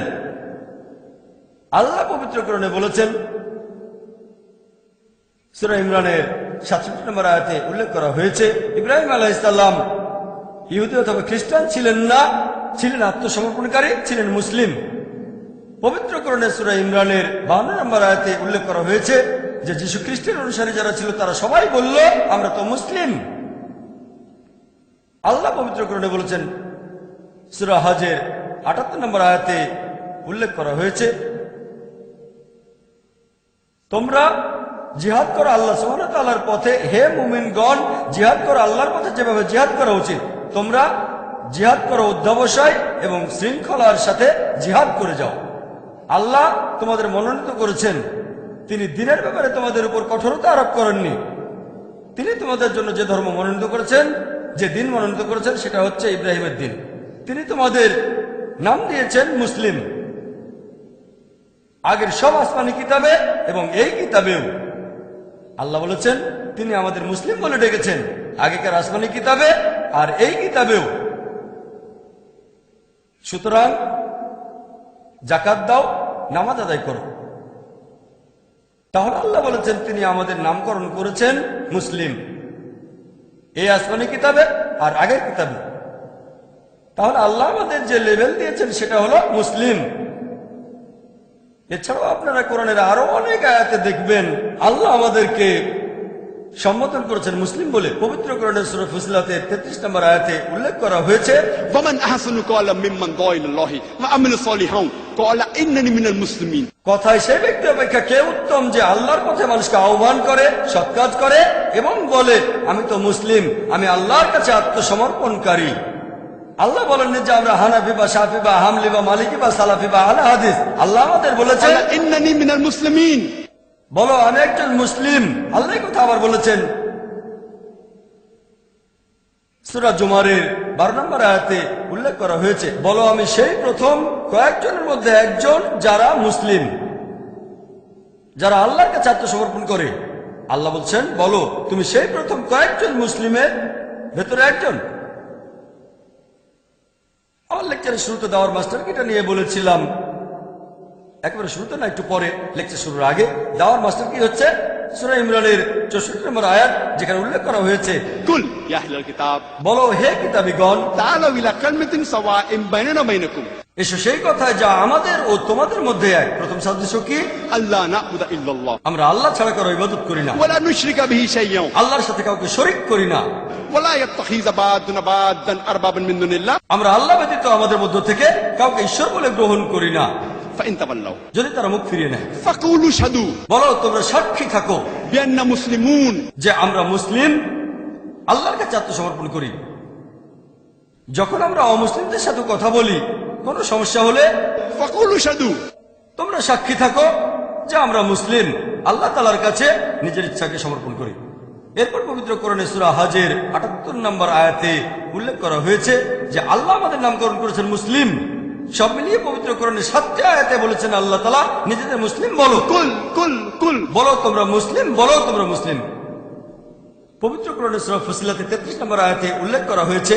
এরপর সূরা জুমারের 12 নম্বর আয়াতে উল্লেখ করা হয়েছে, সূরা ইমরানের 64 নম্বর আয়াতে উল্লেখ করা হয়েছে, সূরা বাকারার 136 নম্বর আয়াতে উল্লেখ করা হয়েছে, এরপর সূরা আম্বিয়ার 108 নম্বর আয়াতে উল্লেখ করা হয়েছে, সূরা কাসাসের 53 নম্বর আয়াতে উল্লেখ করা হয়েছে, সূরা আনকাবুতের 46 নম্বর আয়াতে উল্লেখ করা হয়েছে। পবিত্র কোরআনের 7টি জায়গায় আল্লাহ বলেছেন কুল বলো যে তোমরা মুসলিম, তোমরা বলো যে তোমরা মুসলিম। তাহলে মতভেদটা আসছে কোত্থেকে? তারা 4 জনে বিখ্যাত ইমাম, ইমাম আবু হানিফা, ইমাম মালিক, ইমাম শাফি, ইমাম আহমদ ইবনে হাম্বল। আমরা তাদের ভালোবাসি, সবাইকে শ্রদ্ধা করি, সবাইকে সম্মান করি, তারা বিখ্যাত বিশেষজ্ঞ। কিন্তু আমরা যদি এই ইমামদের জীবন কাহিনী পড়ি, তাহলে তাদের কথাগুলো আমরা বুঝতে পারবো সত্যিকার ভাবে। যদি ইমাম শাফির জীবন কাহিনী পড়েন, ইমাম আবু হানিফার জীবন কাহিনী পড়েন, তিনি আগে এসেছেন। তিনি জন্মেছিলেন 701 খ্রিস্টাব্দে সি খ্রিস্টিয়ান এরা, আর মারা গেছেন 767 খ্রিস্টাব্দে সি হিজরি 150 হিজরি সালে। তিনি বলেছেন আবু ইউসুফের বর্ণনা অনুযায়ী, আবু হানিফার একজন ছাত্র, ইমাম আবু হানিফা বলেছেন যে হে ইয়াকুব, হে ইয়াকুব, তারা অভিশপ্ত হোক যারা আমার মতামতগুলো লিখে রাখে। কারণ আমি হয়তো আজকে কিছু বললাম, কালকে সেটা বাদ দিতে পারি। হয়তো আগামীকাল একটা মতবাদ দেব, পরের দিনই সেটা বাতিল করব। ইমাম আবু হানিফা বলেছেন হে ইয়াকুব, তারা অভিশপ্ত হোক যারা আমার মতবাদগুলো লিখে রাখে। কারণ আজকে হয়তো একটা মতামত দেব, কালই সেটা বাদ দিয়ে দেব। হয়তো আগামীকাল একটা মতবাদ দেব, পরের দিনই বাতিল করে দেব। তাহলে আবু হানিফা, আল্লাহ তাকে শান্তিতে রাখুন, রহমতুল্লাহ আলাইহি, তিনি তার মতামত লিখে রাখাকে উৎসাহিত করেননি। যদি না সেটার ব্যাপারে সবাই একমত হয়, সব বিশেষজ্ঞ আর ছাত্ররা যদি একমত হয়, সেক্ষেত্রে অনুমতি দিয়েছেন। এটা বাদে তার মতামত লিখে রাখা তিনি পছন্দ করতেন না। আর ইমাম হানিফার একজন ছাত্রের কথা অনুযায়ী জুফার, তিনি বলেছেন যে ইমাম আবু হানিফা, তিনি বলেছেন যে আমাদের সাবধান থাকতে হবে। আমাদের মতামত, আমরা তো মানুষ, সেজন্য ভুল হয়ে যেতে পারে। আমি আজকে যে মতটা দিয়েছি, আবু হানিফা বলেছেন, বর্ণনা দিয়েছেন আবু হানিফার একজন ছাত্র জুফার, যে আমি লোকজনকে নিষেধ করি কোন কোনো প্রমাণ ছাড়া মতামতটা প্রচার করতে যে মতামতটা আমি দিয়েছি, আবু হানিফা বলেছেন যে আমি লোকজনকে নিষেধ করি কোনো রকম প্রমাণ ছাড়া তারা যেন আমার মতামতগুলো প্রচার না করে। কোনো প্রমাণ ছাড়া আমার মতামতগুলো প্রচার করো না, আমার ফতোয়াগুলো অন্যদের কাছে প্রচার করো না। তার মানে যদি আপনি কোনো প্রমাণ না পান তাহলে ইমাম আবু হানিফার মতামতগুলো প্রচার করবেন না। তিনি লোকজনকে নিষেধ করেছেন যদি তারা কোনো প্রমাণ না পায় তাহলে ইমাম আবু হানিফার মতামতগুলো যেন প্রচার না করে, এটা বলেছেন ছাত্র জুফার। এরপর আরো দেখবেন যে ইমাম ইবনে আব্দুল বার্ক, ইমাম ইবনে আব্দুল বার্ক তিনি লিখেছেন, তিনিও একজন শ্রদ্ধেয় ইমাম। তিনি বলেছেন যে আবু হানিফা বলেছেন, ইমাম আবু হানিফা বলেছেন যে সহিহ হাদিসই আমার মাযহাব। যদি তোমরা সহিহ হাদিস খুঁজে পাও সেটাই আমার মাযহাব, যদি তোমরা একটা সহিহ হাদিস পাও সেটাই আমার জীবন দর্শন, সেটাই আমার মাযহাব। আর আবু হানিফা রাদিয়াল্লাহু আনহুর এক ছাত্র মুহাম্মদের কথা অনুযায়ী বলেছেন, আবু হানিফা বলেছেন যে ইমাম আবু হানিফা বলেছেন যদি আমার কোনো একটা ফতোয়া, আমার কোনো একটা মতামত আল্লাহর কিতাবের বিরুদ্ধে যায় এবং তার রাসূলের কথার বিরুদ্ধে যায়, আমার সে মতামত বাতিল করে দাও। তার মানে যদি ইমাম আবু হানিফার এমন কোন ফতোয়া পান যেটা আল্লাহ এবং রাসূলের বিরুদ্ধে যায়, কোরআন হাদিসের বিরুদ্ধে যায়, সেই ফতোয়া বাতিল করে দেন। আর লোকজন যখন জিজ্ঞেস করে আমার ওযু কি ভাঙবে যদি দুর্ঘটনাবশত কোনো মহিলাকে স্পর্শ করি, অথবা কেউ যদি জিজ্ঞেস করে যে সূরা ফাতিহা শেষ হলে আমরা শব্দ করে আমিন বলবো না কি বলবো না, তখন আমি বলি যে আমি সূরা ফাতিহা শেষ হলে শব্দ করে আমিন বলি। ধরেন ইমাম জামাতে পড়াচ্ছেন ফজরের নামাজ অথবা মাগরিব বা ইশার নামাজ, ইমাম যখন বললেন আমি শব্দ করে বলি আমিন। আর এই কারণেই আমি একজন পাক্কা হানাফি। আবু হানিফা বলেছেন যদি দেখো আমার কোনো মতামত, আমার কোনো ফতোয়া আল্লাহর কিতাব এবং রাসূলের বিরুদ্ধে যাচ্ছে, আমার ফতোয়া বাতিল করে দাও। তাই আমি ইমাম হানিফার ফতোয়া বাতিল করছি যে শব্দ করে আমিন বলো না, আর আমি সূরা ফাতিহা শেষ হলে জোরে করে আমিন বলছি। এই কারণেই আমি একজন পাক্কা হানাফি। হানাফি শব্দের অর্থ যে ইমাম আবু হানিফার শিক্ষাকে অনুসরণ করে। তাই আমি বলবো আমি একজন পাক্কা হানাফি 100%। অন্যান্য হানাফিরা হয়তো 60 বা 70%। সহিহ হাদিস আমার মাযহাব। আর ইবনে ওয়াহাবের কথা অনুযায়ী তিনি বলেছেন একদিন কিছু লোক ইমাম মালিককে জিজ্ঞেস করলো যে ওযু করার সময় আমাদেরকে কি পায়ের আঙ্গুলের ভেতরেও খুব ভালো করে পরিষ্কার করতে হবে? ইমাম মালিক বললেন নবীজি এটা করতেন না, করার প্রয়োজন নেই। এরপর যখন সবাই চলে গেল ইবনে ওয়াহাব ইমাম মালিককে বললেন, একটা হাদিসের উদ্ধৃতি দিলেন, সেই হাদিসটার বর্ণনা দিলেন। এখানে সম্পর্কে বলা হয়েছে যে আমাদের নবীজি ওযুর সময় তার পায়ের আঙ্গুলের ভেতরেও পরিষ্কার করতেন। ইমাম মালিক বললেন ঠিক, এটা তো ভালো হাদিস, সহিহ হাদিস। পরবর্তীতে যদি কেউ ইমাম মালিককে প্রশ্ন করত যে ওযু করার সময় কি আমরা পায়ের আঙ্গুলের ভেতরে পরিষ্কার করব, তিনি বলতেন হ্যাঁ, মতামতটা বদলে ফেললেন। তাহলে সহিহ হাদিসে যা বলা হয়েছে তার মতামতটা সেই অনুযায়ী হবে। আর ইমাম মালিক, আল্লাহ তাকে শান্তিতে রাখুন, তিনি বলেছেন যে আমি তো একজন মানুষ, আমার ভুল হতে পারে, মাঝে মধ্যে আমার কথা সঠিক, আমার মতামতটা ভুল হতে পারে আর মাঝে মধ্যে আমি সঠিক। তবে আমার কোনো মতামত যদি আল্লাহ এবং তার রাসূলের বিরুদ্ধে যায়, আমার মতামত বাতিল করে দাও। একই কথা যদি ইমাম মালিকের কোনো মতামত, ইমাম মালিক রাদিয়াল্লাহু আনহু নিজেই বলেছেন, আল্লাহ তাকে শান্তিতে রাখুন, যদি দেখো আমার কোনো মতামত, আমার কোনো ফতোয়া আল্লাহ এবং রাসূলের বিরুদ্ধে যাচ্ছে, আমার ফতোয়া বাতিল করে দাও, সেটাকে বাতিল করে দাও। তাহলে মালিকিরা যখন নামাজ আদায় করে তারা হাত দুটো ঝুলিয়ে রাখে। কিন্তু যদি আমরা আবু দাউদের হাদিস পড়ি, 1 নম্বর খণ্ড 755 নম্বর হাদিস আর 757 নম্বর হাদিস বলছে যে তোমরা হাত বাঁধবে নাভির নিচে। তবে এটা জয়ীফ হাদিস, এই দুটো জয়ীফ হাদিস। এটা বলেছেন ইমাম আবু দাউদ। আবু দাউদ 1 নম্বর খণ্ড 756 নম্বর হাদিস বলছে তোমরা নাভির উপরে হাত বাঁধো। এটার ভিত্তি জয়ীফ হাদিসটা চেয়ে বেশ শক্ত, কিন্তু পরের হাদিসটা আবু দাউদ 1 নম্বর খণ্ড 758 নম্বর হাদিস বলা হয়েছে যে নামাজ আদায় করার সময় তোমরা হাত বাঁধবে তোমাদের বুকের উপর। বলা হয়েছে এটা আরো শক্ত হাদিস, যদিও এটা মুরসাল হাদিস।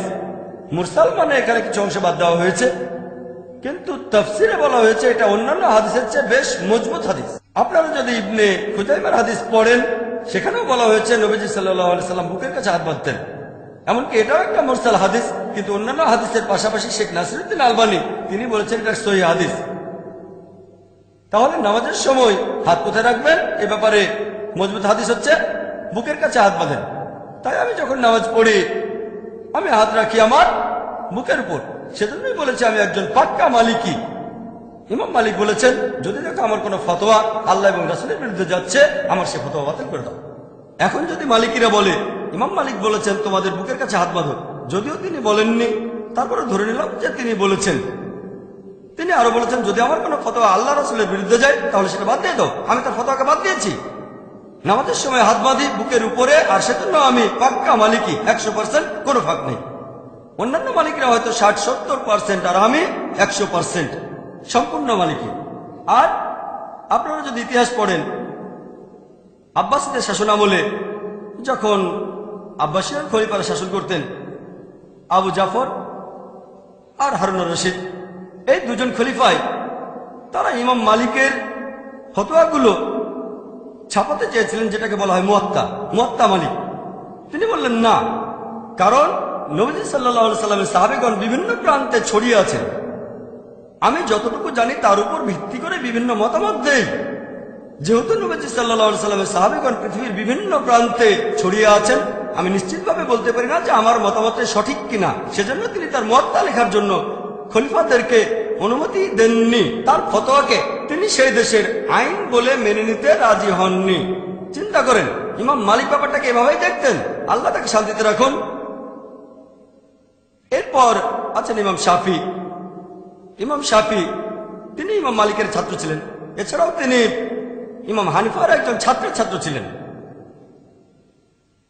আর ইমাম শাফি বলেছেন এটা সম্ভব না যে একজন মানুষ নবীজি সাল্লাল্লাহু আলাইহি সাল্লামের সবগুলো হাদিসই জানবে। যদি আপনি কোনো একটা হাদিস না জানেন, আপনার ফতোয়া ভুল হতে পারে।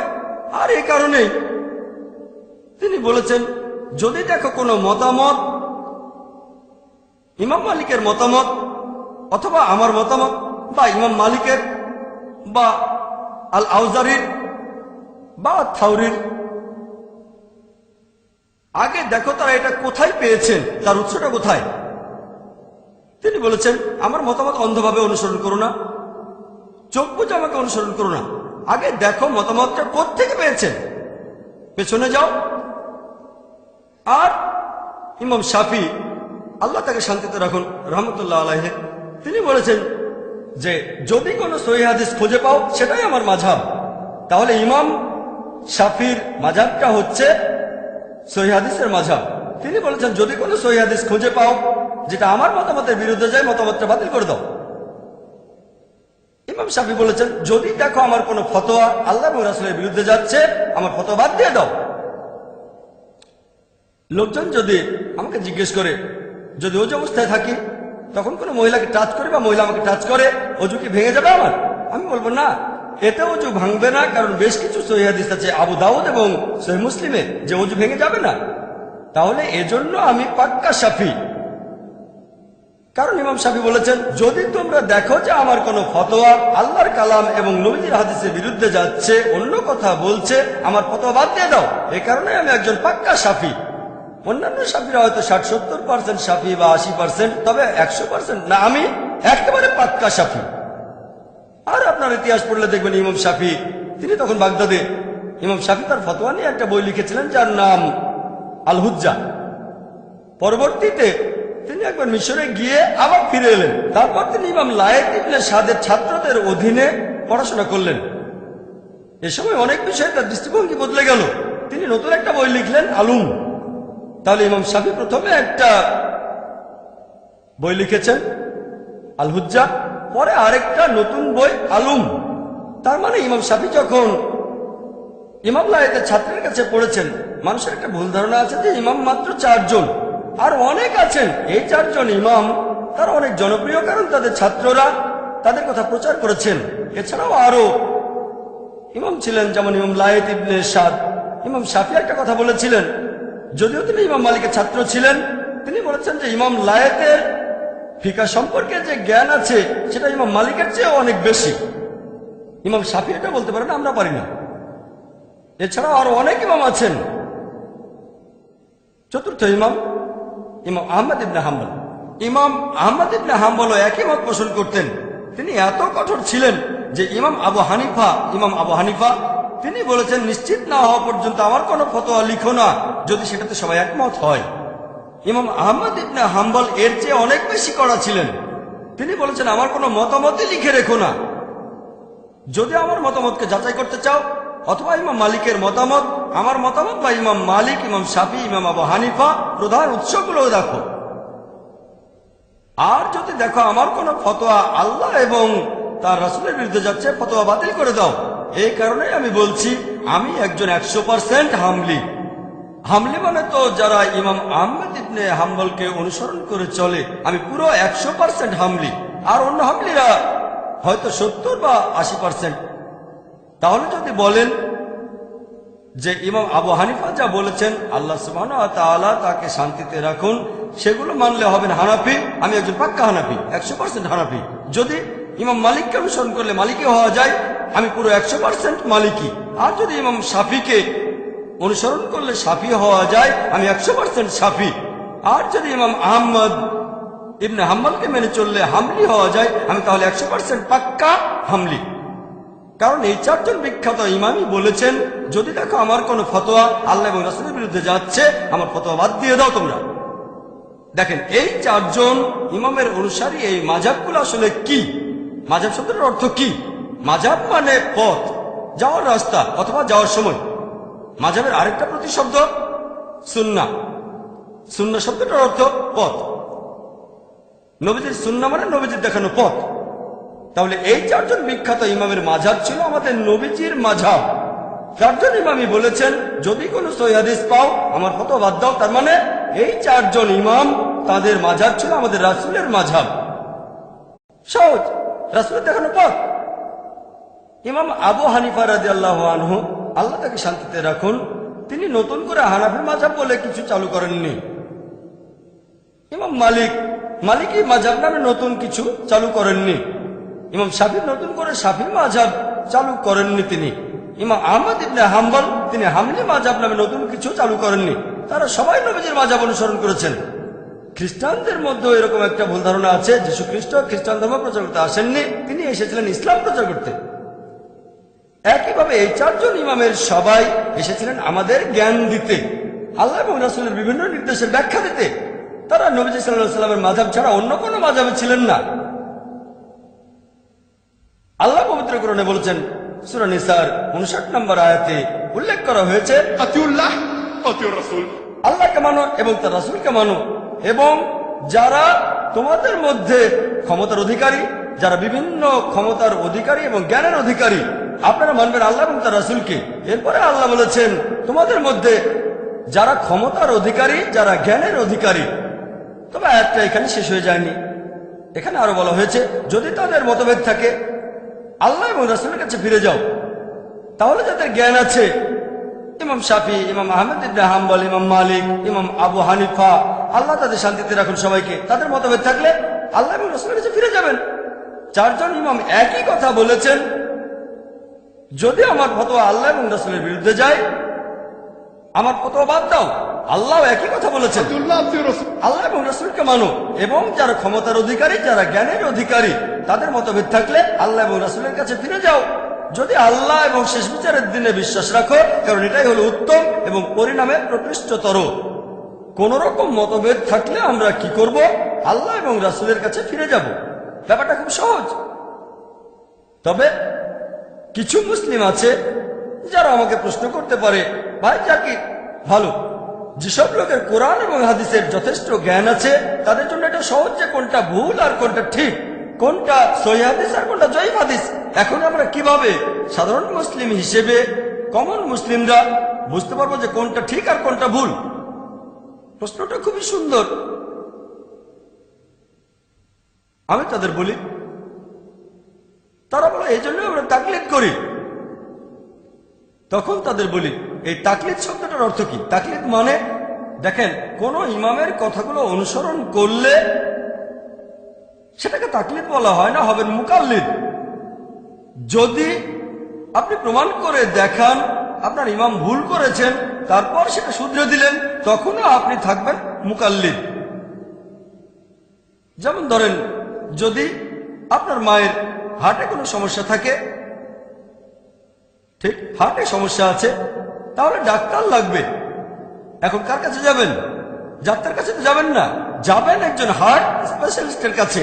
আপনি ভেবে দেখবেন এমবিবিএস, না না না না, এমডি, হ্যাঁ এমডি। এমডি কিসের উপরে? ব্রেনের উপর? না না না না, হার্ট। ঠিক আছে, তাহলে ডাক্তারের কাছে যাওয়ার আগে রিসার্চ করবেন আপনি। আপনি সেই ডাক্তারের ডিগ্রিটা দেখবেন, এমবিবিএস, না না না, এমডি, হ্যাঁ কিসের উপরে এমডি? গাইনোকোলজি, না না না, কিডনি, না না না, ব্রেন, না না না, কার্ডিওলজি, হ্যাঁ ঠিক আছে, ডিএম, আরো উপরে এমডি অফ মেডিসিন, তার চেয়ে বড় ডাক্তার হচ্ছে ডিএম।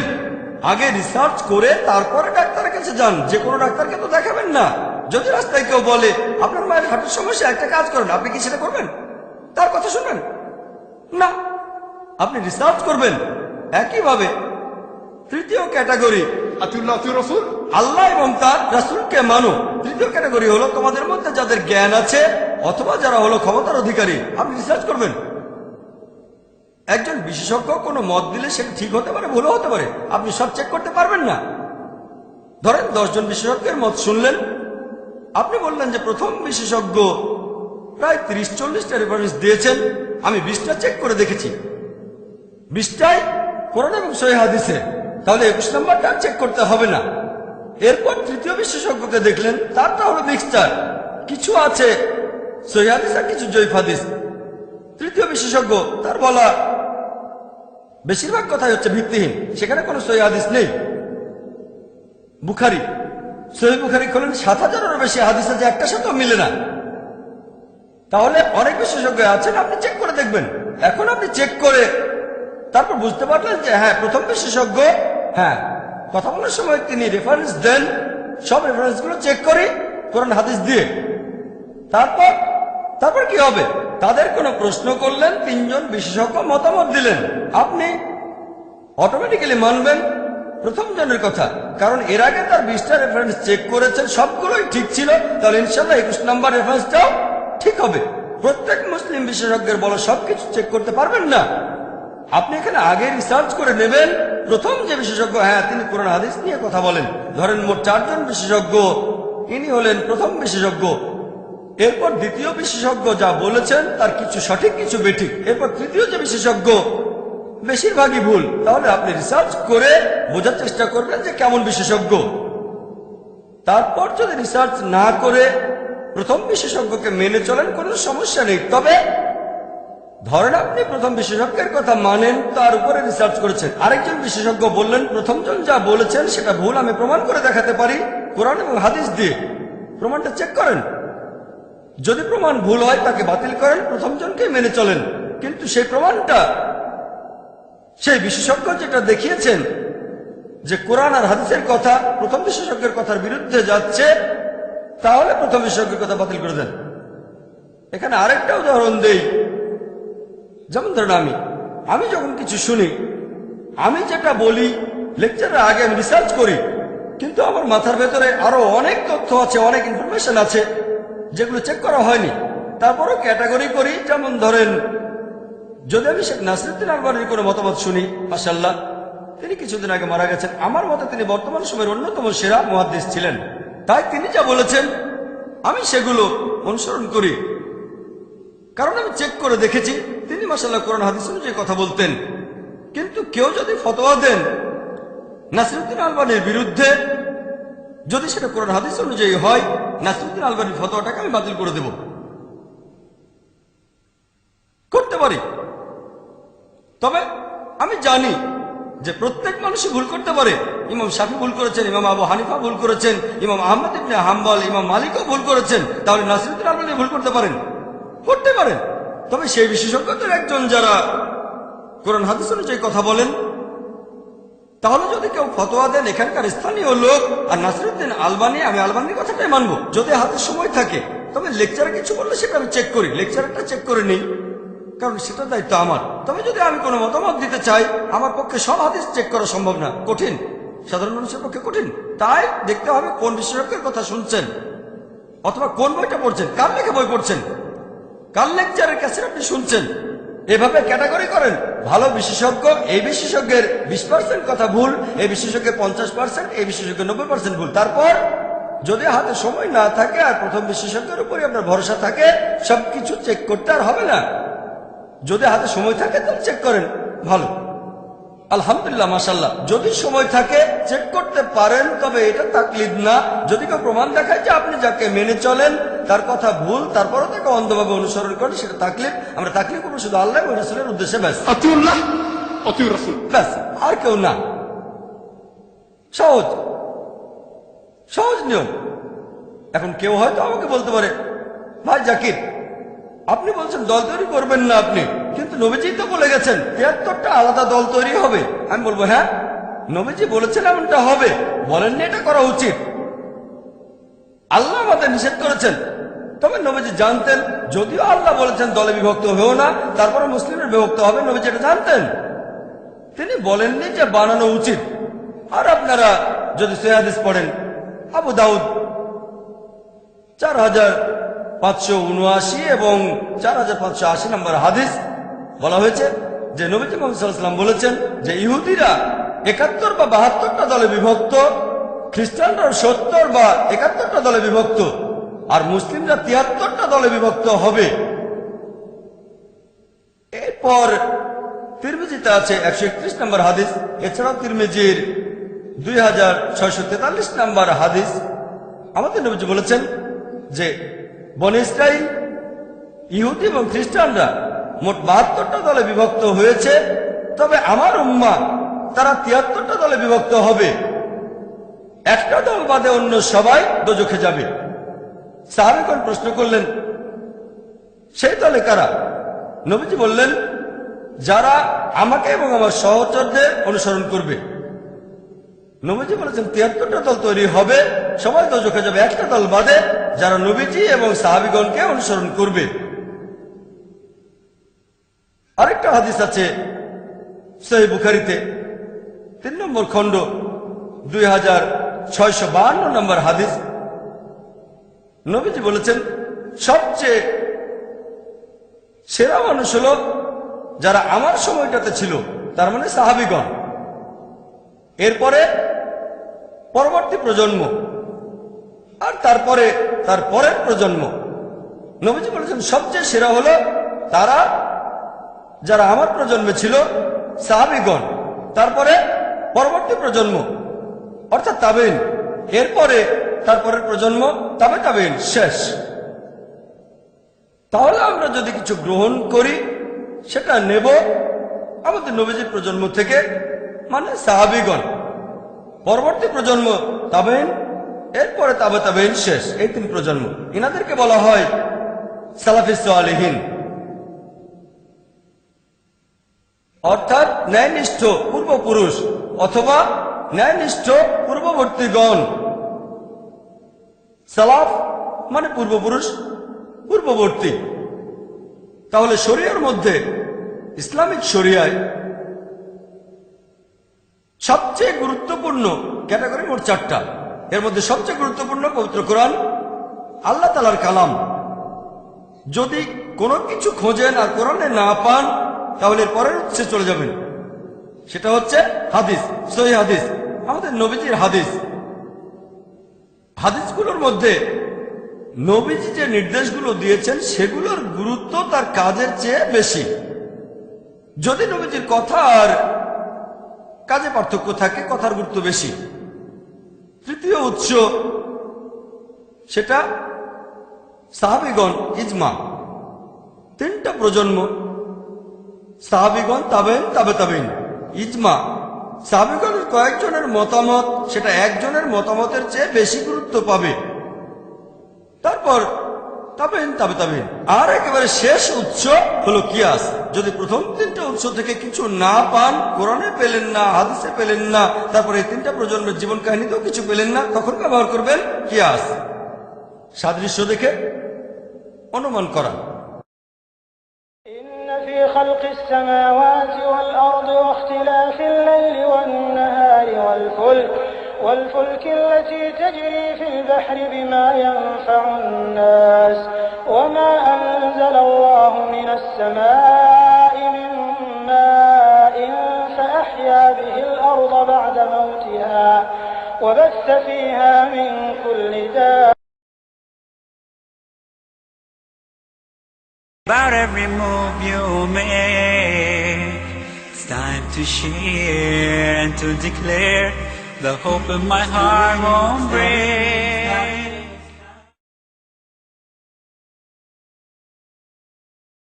তাহলে শরিয়াতে চারটা জিনিস আছে: পবিত্র কোরআন, সহিহ হাদিস। কোন সহিহ হাদিস কোরআনের বিরুদ্ধে যাবে না, কোরআন এক নম্বর, তারপর সহিহ হাদিস। এই হাদিসগুলোর মধ্যে কাজের চেয়ে কথার গুরুত্ব অনেক বেশি, নবীজির নির্দেশের গুরুত্ব তার কাজের চেয়ে বেশি। তারপর তিন প্রজন্মের রেখে যাওয়া দৃষ্টান্ত, সাহাবিগণ, তাবেইন, তাবে তাবেইন, একজনের চেয়ে কয়েকজনের মতের গুরুত্ব বেশি। তারপরে হলো কিয়াস। আমরা এই নিয়মটা মেনে চলবো কোরআন আর সুন্নাহ। কিন্তু সব গ্রুপই তো বলে আমরা কোরআন এবং সুন্নাহ মেনে চলি, কেউ তো বলে না যে তারা কোরআন সুন্নাহ মেনে চলে না। এখন কোরআন আর সুন্নাহ মানবো কিভাবে? যেভাবে আমাদের নবীজি আর সাহাবীগণ বুঝেছিলেন, তিন প্রজন্ম যেভাবে বুঝেছিলেন। সাহাবীগণ বলেছেন যে আমাদের নবীজি মুহাম্মদ সাল্লাল্লাহু আলাইহি ওয়াসাল্লাম বলেছেন সেরা প্রজন্ম হলো আমার প্রজন্ম, তারপরের প্রজন্ম আর তারপরেরটা। তাই যদি কোনো মতভেদ দেখা দেয় যে কোরআনের অমুক আয়াতের অর্থ কি হবে, আমাদের দেখতে হবে সাহাবীগণ সেটা কিভাবে বুঝেছিলেন। যদি সেখানে না পান তাহলে পরের প্রজন্ম, তাবেইন। সেখানেও যদি না পান তারপরের প্রজন্ম, তাবে তাবেইন। এভাবে মেনে চলবো। পবিত্র কোরআনের অনেক আয়াতেই বলা হয়েছে, যেমন মাসা, এর দুটো অর্থ সহবাস করা, শারীরিক স্পর্শ। তারপর সহিহ হাদিস দেখলে জানতে পারবেন যে এটা সহবাস করা, শারীরিক স্পর্শ না। সহজ। একইভাবে পবিত্র কোরআনের কোনো আয়াত নিয়ে যদি কোনো রকম মতভেদ থাকে তাহলে আমরা সেটার ব্যাখ্যা খুঁজব। যদি কোরআনের অন্য কোনো আয়াতে উল্লেখ থাকে কোরআনের শ্রেষ্ঠ, যদি না থাকে তাহলে নবীজির হাদিস খুঁজে দেখবেন। যদি সেখানে না পান তাহলে দৃষ্টান্ত দেখবেন সাহাবীগণ, তাবেইন আর তাবে তাবেইন। শেষ। তাহলে প্রমাণের জন্য হুজ্জা আর কোরআনকে বোঝার জন্য, হাদিস বোঝার জন্য আমাদের সামনে পথ দেখাবেন আল্লাহ এবং তার রাসূল, তারপর সালাফিস সালেহিন। আমরা এইভাবে মেনে চলব। এছাড়াও পবিত্র কোরআনের অনেক আয়াতের দুটো অর্থ হতে পারে। যেমন পবিত্র কোরআন সূরা বাকারায় আছে, আল্লাহর পথে যারা নিহত হয় তাদের মৃত বলো না, বরং তারা জীবিত। অনেকে বলবে তাহলে তো তারা বেঁচে আছে, তাদের সাথে কথা বলতে পারবো। এখন এই শহীদরা যদি জীবিত হয় তাহলে আমাদের নবীজিও বেঁচে আছেন। খুব সুন্দর যুক্তি। কিন্তু সাহাবীগণ এটা কিভাবে বুঝেছিলেন? তারা কি ধরে নিয়েছিলেন যে নবীজি বেঁচে আছেন? তারাই কবর দিয়েছেন। তারা নবীজির জানাজার নামাজও পড়েছেন। যুদ্ধের ময়দানে যখন মুসলিমরা শহীদ হয়েছেন, সাহাবীগণ তাদের জানাজার নামাজও পড়েছেন। জীবিত কারো জানাজার নামাজ কি পড়া যায়? না। এখানে কোরআনের আয়াতটা বলছে শত্রুরা যখন উল্লাস করে বলে তোমাদের লোকদের মেরেছি, তবে তাদের সাথে পরকালে দেখা হবে, তারাই সবচেয়ে লাভবান। এখানে শারীরিক বেঁচে থাকার কথা বলা হচ্ছে। যদি শারীরিকভাবে জীবিত থাকতেন সাহাবীগণ কবর দেবেন কেন? তাহলে পবিত্র কোরআনের কোন আয়াত নিয়ে যদি মতভেদ দেখা দেয় তাহলে ব্যাখ্যা খুঁজবেন কোরআন, হাদিস আর সাহাবীগণের বিভিন্ন দৃষ্টান্তে, সেখানে উত্তরটা পাবেন। খুবই সহজ, কঠিন না। বিশেষজ্ঞ হতে হবে না, আপনাকে সামান্য একটু রিসার্চ করতে হবে, সামান্য, বেশি না। এখন আরেক দল লোক আছে, যখন তাদের বলি যে আপনি কোন দলে, আপনার পরিচয় কি, তারা বলে আমি আহলে হাদিস। আমি বলি আহলে হাদিসের অর্থটা কি? তারা বলে আমরা হলাম কোরআন আর সুন্নাহর অনুসারী, কোরআন এবং হাদিস। আমি বললাম ভালো, যুক্তি আছে। আমি তাদের বলি ঠিক আছে, আপনি নিজেকে আহলে হাদিস বলছেন, কিন্তু আমি আমাকে বলি আহলে সহিহ হাদিস, কারণ আমি মানি শুধু কোরআন আর সহিহ হাদিস। অনেক মুসলিম মেনে চলে জয়ীফ হাদিস, আর মৌদু হাদিস, আমি আহলে সহিহ হাদিস। যদি এরকম নাম ডাকতে চান, দেখেন অনেক হাদিসে আছে যেগুলো জয়ীফ হাদিস আর মৌদু হাদিস, নাবির নিচে হাত বাঁধা এইরকম। এখন তারা বলে আহলে হাদিস, আমি বলি আহলে সহিহ হাদিস। যদি এরকম নামে ডাকতে চান, আমি তাদেরকে বলি, ভাই আপনারা আহলে হাদিস মানে কোরআন আর হাদিস পুরোপুরি মেনে চলেন, খুব ভালো কথা। আমি তাদের প্রশ্ন করি, পবিত্র কোরআনের কোন জায়গায় কোন আয়াতে আল্লাহ তাআলা বলেছেন নিজেদের আহলে হাদিস বলে ডাকো? কোন উত্তর দেয় না। এরকম কোন সহিহ হাদিস কি আছে যেখানে নবীজি বলেছেন নিজেদের আহলে হাদিস বলে ডাকো? উত্তর নেই। সেজন্য আমি নিজেকে আহলে হাদিস বলে ডাকি না, আমি নিজেকে বলি মুসলিম। সেজন্য আমি পাক্কা আহলে হাদিস। আপনারা হলেন আংশিক 90-95% অথবা 98%। আমি পুরোপুরি আহলে হাদিস, আহলে সহিহ হাদিস। আপনারা কি বলেন? আপনি যদি কোরআন এবং হাদিস মেনে চলেন, কোরআনের কোন আয়াতে আল্লাহ তাআলা কি বলেছেন আহলে হাদিস বলে ডাকো? কোন সহিহ হাদিসও বলছে না যে নবীজি বলেছেন নিজেদের আহলে হাদিস বলো। এছাড়াও আরো একটা গ্রুপ আছে, এরাও আহলে হাদিসের মতোই। তারা বলে আমরা সালাফি। আমি বলি সালাফি? আমি একজন সালাফি। আমি বলি সালাফি মানে কি? তারা বলে সালাফি অর্থ আমরা মানি সালাফি সালেহিনকে। আমিও তো সালাফি সালেহিনকে মানি।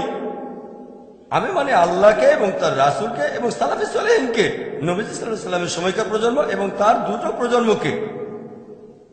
তারপর থেকে জিজ্ঞেস করি, কোরআনের কোন জায়গায় কোন আয়াতে কি আল্লাহ বলেছেন নিজেদের সালাফি বলো?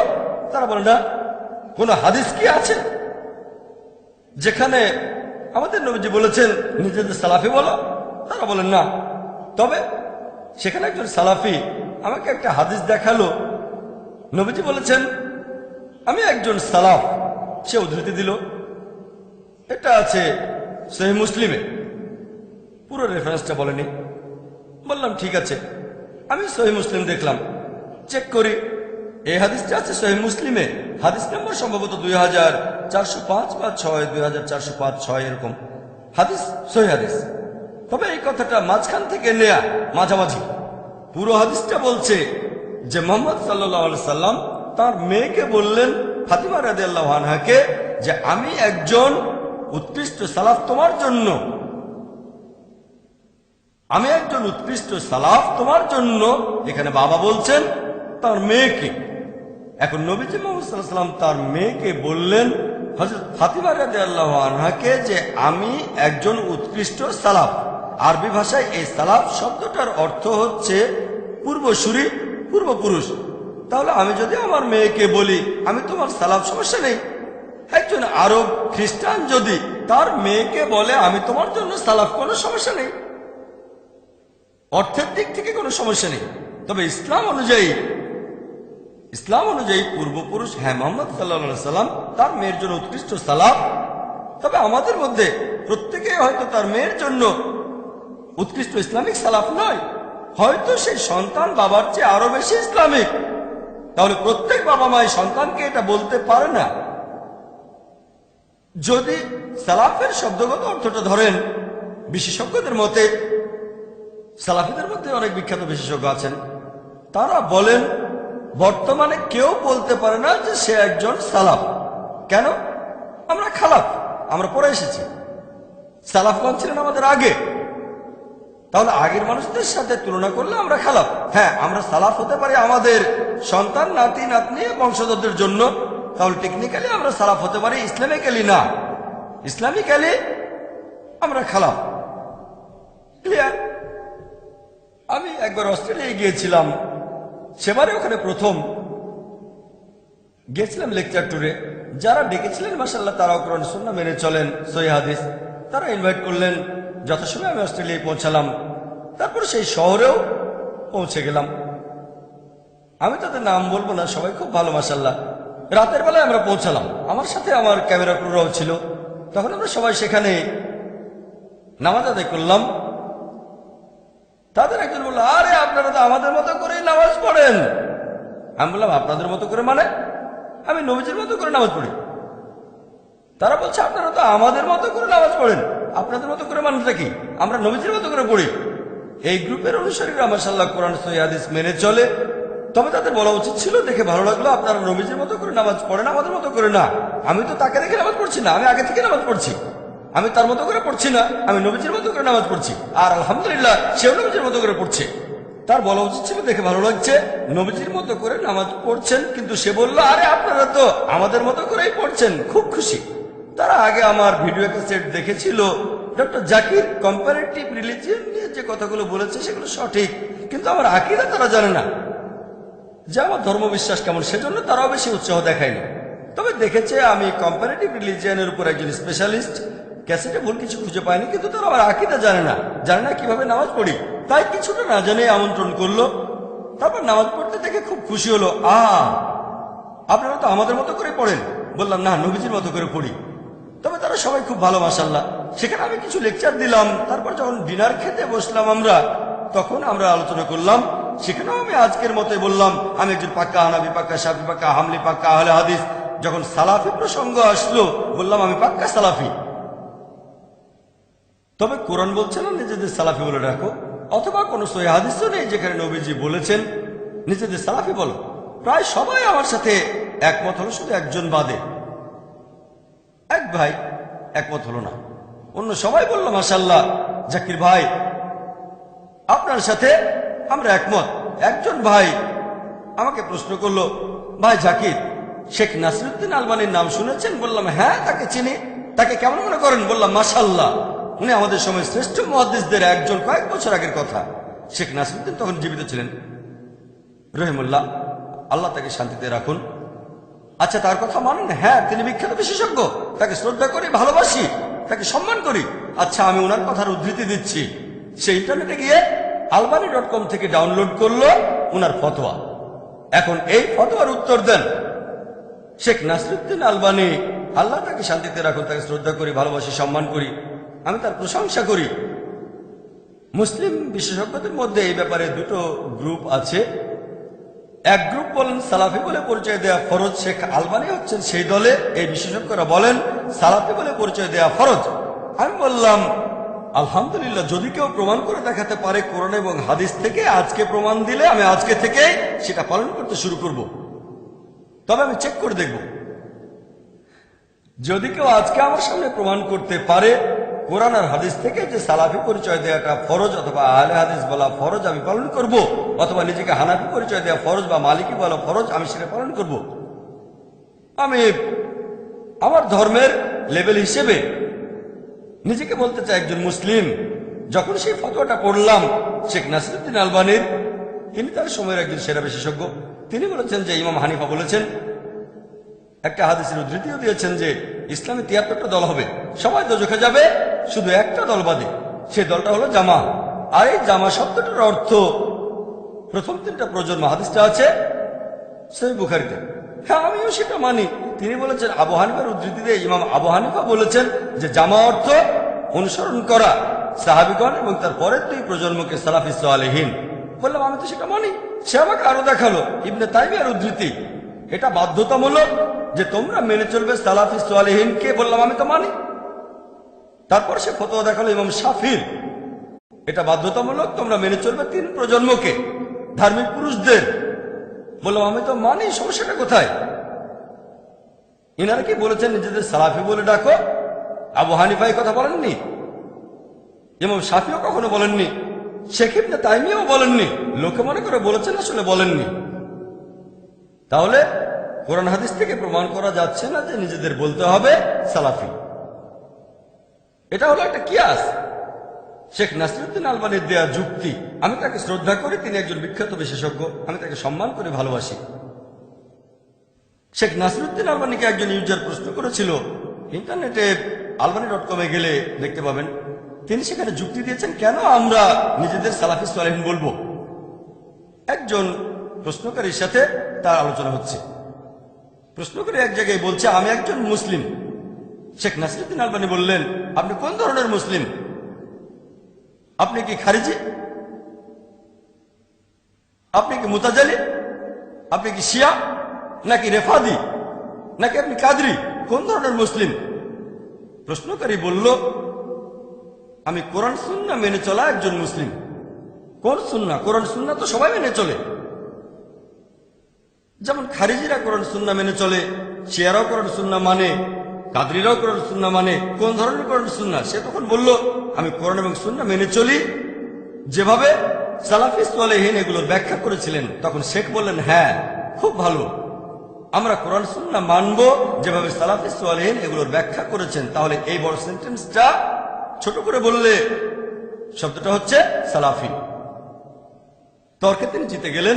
এটা বলছে সালাফিরা। শেখ তর্কে জিতলেন। ইন্টারনেটে গেলে দেখতে পাবেন আমি শেখ আলবানীকে শ্রদ্ধা করি। আমার অনেক লেকচারে কোনোটা সহিহ হাদিস কিনা সে ব্যাপারে ওনার রেফারেন্স দিয়েছি। তাকে শ্রদ্ধা করি, ভালোবাসি, তাকে সম্মান করি। তবে তাকলিদ না, তাকলিদ না। তাকলিদ শুধুমাত্র আল্লাহ এবং রাসূলের জন্য। হ্যাঁ, এটা যুক্তি, এটা হলো কিয়াস। এখন আমি বলবো কোরআন এবং সুন্নাহ থেকে প্রমাণ করে দেখান, যুক্তি না। আলহামদুলিল্লাহ, সুম্মা আলহামদুলিল্লাহ। আল্লাহ আমাকে যথেষ্ট যুক্তি বুদ্ধি দিয়েছেন, সুম্মা আলহামদুলিল্লাহ। আমি কোনো বিশেষজ্ঞ নই। আমি নিজেকে মনে করি ছাত্র, তালবে ইলম, জ্ঞান আহরণ করি। তবে আল্লাহর রহমতে অনেক বিশেষজ্ঞের সঙ্গে কথা বলেছি। ইন্ডিয়ার অনেক বড় বড় বিশেষজ্ঞের সঙ্গে আলোচনা করেছি। কেউ এসেছেন নাদবা থেকে, কেউ দেওবান থেকে। সৌদি বিশেষজ্ঞদের সঙ্গে আলোচনা করেছি, আলহামদুলিল্লাহ। অন্যান্য দেশের বিশেষজ্ঞদের সঙ্গে আলোচনা করেছি। আল্লাহ আমাকে সুযোগ দিয়েছে আমাদের সময়ের এই বিখ্যাত বিশেষজ্ঞদের সঙ্গে আলোচনা করতে পেরেছি, আলহামদুলিল্লাহ, সুম্মা আলহামদুলিল্লাহ। ওনাদের সংস্পর্শে আসার পর আল্লাহ আমার জ্ঞান আরো বাড়িয়ে দিয়েছেন। তারপরও আমি একজন ছাত্র, খুবই ক্ষুদ্র, আমার জ্ঞান খুবই সামান্য। তবে যুক্তিপাল্টা যুক্তির ব্যাপারে আল্লাহ আমাকে রহমত করেছেন। এখন আপনি কোন ধরনের মুসলিম? আপনি কি খারিজি? আপনি কি মুতাজালি? আপনি কি শিয়া নাকি কাদরি নাকি আপনি সুফি? এটা নিয়েই ছিল তর্কটা। সেই প্রশ্নকারী আর শেখের আলোচনা। তখন সেই প্রশ্নকারী বলল, আল্লাহ তো কোরআনে বলেছেন নিজেদের মুসলিম বলে ডাকো। শেখ উত্তর দিয়েছিলেন, ইসলাম ছিল তখন মাত্র এক দল, এখন অনেক আলাদা দল। সেজন্য এটা মুসলিমদের জন্য ফরজ, বাধ্যতামূলক যে আমরা নিজেদের পরিচয় দিতে গিয়ে বলবো সালাফি। যুক্তি। এখন আমি উত্তর দিচ্ছি। তর্ক সেখানে শেষ হয়ে গিয়েছিল। শেখ নাসিরউদ্দিন আলবানী সেই তর্কে জিতেছিলেন। আমার সাথে তর্ক করা লাগবে না। কোরআন হাদিস থেকে প্রমাণ করে দেখান, ডক্টর জাকির নায়েক সাথে সাথে মেনে নেবে। বিতর্কে আলহামদুলিল্লাহ, সুম্মা আলহামদুলিল্লাহ। আল্লাহ আমাকে রহমত করেছেন। বিতর্কের ক্ষেত্রে আলহামদুলিল্লাহ, আল্লাহ আমাকে ক্ষমতা দিয়েছেন। এখন আমি উত্তর দিচ্ছি, শেখ আলবানীকে আমি শ্রদ্ধা করি, আমি ওনার কাছে একেবারে তুচ্ছ। শেখ নাসিরউদ্দিন আলবানীর তুলনায় আমি সমুদ্রের কাছে এক ফোঁটা পানি। প্লিজ আমাকে ভুল বুঝবেন না। আমার অনেক লেকচারে ওনার রেফারেন্স দিয়েছে, মাশাআল্লাহ। তাই আমাকে ভুল বুঝবেন না। ওনাকে শ্রদ্ধা করে ভালোবাসি, তবে তাকলিদ নেই। আমি বলবো, আচ্ছা, আপনারা যদি আমাদের নবীজির জীবন কাহিনী দেখেন, উনি কোনো হাদিসে বলেননি, পবিত্র কোরআনে এমন কোন আয়াতও দেখাননি যে নিজেদের সালাফি বলতে হবে। সেজন্য আমি বলবো না। এখন যুক্তি। আমাদের নবীজির সময়ও অনেক ভণ্ড লোক ছিল, মুনাফিক। ঠিক, তারা ছিল মুনাফিক। সাহাবীগণ নামটা বদলাননি তাদের। এরপর ছিল খারিজি, খাওয়ারিজ, খারিজাই। তারা নিজেদেরকে বলতো খারিজি, লোকজনের লেভেল দিয়েছিল। সাহাবীগণ তাদের বলতেন মুসলিম। সাহাবীগণ কি বলেছেন তাদের নতুন নাম দাও? না, সাহাবীগণ তারপরও তাদের বলেছেন মুসলিম। তারপর আছে মুতাজিলা, তাদেরকেও সবাই বলতো মুসলিম। তাহলে সেই সময় ধর্ম নিয়ে মতভেদ ছিল? এমন না যে ছিল না। এবার মূল প্রসঙ্গে আসি, যে শেখ নাসিরউদ্দিন আলবানী বলেছেন আমাদের পরিচয় দিতে গিয়ে বলা উচিত সালাফি। আমার প্রশ্ন, কোন সালাফি? কোন সালাফি? আমি প্রশ্ন করব, সালাফিদের মধ্যে এখন গ্রুপ আছে। আপনি কি কুতুবি নাকি সুলুরি নাকি মাদখালি? আরো কয়েকটা গ্রুপের নাম আমি বলতে পারি। দেখেন, আমি কারো বিরুদ্ধে বলছি না, প্লিজ আমাকে ভুল বুঝবেন না। আমি কাউকে ছোট করতে চাচ্ছি না। তবে সালাফিদের মধ্যে এখন অনেক গ্রুপ আছে। আপনি যদি কখনো ইংল্যান্ডে যান, মাশাআল্লাহ, সুবহানাল্লাহ, আল্লাহু আকবার, অনেকগুলো গ্রুপ আছে। আর সেখানে প্রত্যেকটা গ্রুপ আরেক গ্রুপের সাথে লড়াই করছে আর বলছে অন্য সালাফি গ্রুপগুলো কাফির। নাউজুবিল্লাহ। সময় পেলে এই প্রসঙ্গে পরে আলোচনা করব। এখন আপনি কোন সালাফিদের দলে যাবেন? আপনি যে লেভেলটায় বসাবেন সেখানে একটা পর্যায়ে বিভক্তি চলে আসতেই হবে। যখন শিয়ারা আসলো তখন লোকজন বললো আমরা সুন্নি, নতুন গ্রুপ হলো আহলে সুন্নাহ ওয়াল জামাত। তারপর সেখানেও বিভক্তির সৃষ্টি হলো হানাফি, শাফি, হামলি, মালিকি। তারপর আরো নতুন গ্রুপ আসলো সালাফি, আহলে হাদিস। এগুলোর মধ্যেও গ্রুপ আছে। যখনই আমরা মানুষরা কোনো কিছুতে একটা লেভেল বসাবো সেটা নিয়ে মতভেদ হবেই। এমনকি আমাদের ধর্ম নিয়েও অনেক ব্যাপারে মতভেদ হবে, সেটা আল্লাহ তাআলা বলেছেন। শুধুমাত্র মানুষের দেয়া লেভেলে মতভেদ হয় না। আপনি কি ভাবছেন আল্লাহ জানতেন না? আল্লাহ জানতেন মুসলিম উম্মার মধ্যে অনেকগুলো ভাগ হবে। আল্লাহ কোরআনে এই কথা বলেছেন, নবীজিও বলে গিয়েছেন। তবে নবীজি বলেননি নিজেদের পরিচয় দাও আহলে হাদিস অথবা সালাফি। আহলে হাদিস কোন আহলে হাদিস? আমি যেখানে থাকি সেই বোম্বেতে দুটো আহলে হাদিস আছে, জামিয়াত আহলে হাদিস আর গুরবা আহলে হাদিস। এখন আপনি কোন দলে যেতে চান? এক আহলে হাদিস আরেক আহলে হাদিসকে দোষারোপ করে। দেখেন, আমি এখানে আহলে হাদিসের নামে বদনাম করছি না, এজন্যই বলছি টপিকটা স্পর্শকাতর। ও আল্লাহ, আমি এখানে বলেছি শুধু কোরআন আর আল্লাহ রাসূলকে নিয়ে। প্লিজ আমাকে ভুল বুঝবেন না। আমি নাসিরউদ্দিন আলবানীকে শ্রদ্ধা করি, সালাফিদের শ্রদ্ধা করি। আরো বলবো, আশেপাশে বিভিন্ন মুসলিম গ্রুপ দেখেন, আপনারাও একমত হবেন যে আহলে হাদিস আর সালাফিরা কোরআন সুন্নাহর সবচেয়ে কাছাকাছি। এটা আমি স্বীকার করব। তবে তবে কোন সালাফি? প্রথম দিকে হয়তো নাসিরউদ্দিন আলবানীর সময়ও সালাফিদের মধ্যে গ্রুপ ছিল, এখন অনেক গ্রুপ আছে। সুরুলি, মাদখালি, কুতুবি। ও এর কথা ঠিক না, ওর কথা ঠিক না, ও নিজেকে সালাফি বলছে ঠিক না। এখন এসেছে নতুন বই, ট্রু সালাফি। ট্রু সালাফি। আমি সালাফিদের একটা দাওয়া অনুষ্ঠানে গিয়েছিলাম। ট্রু সালাফি, ট্রু সালাফি। এই ট্রু সালাফিটা কি? আমরা বোম্বেতে দাওয়ার উপরে ট্রেনিং দেই। পৃথিবীর বিভিন্ন দেশ থেকে লোকজন ট্রেনিং নিতে আসেন। সেবার 14টা দেশ থেকে 19 জন এসেছিলেন। তাদের অনেকেই এসেছিলেন মদিনা ইউনিভার্সিটি থেকে, মাশাআল্লাহ।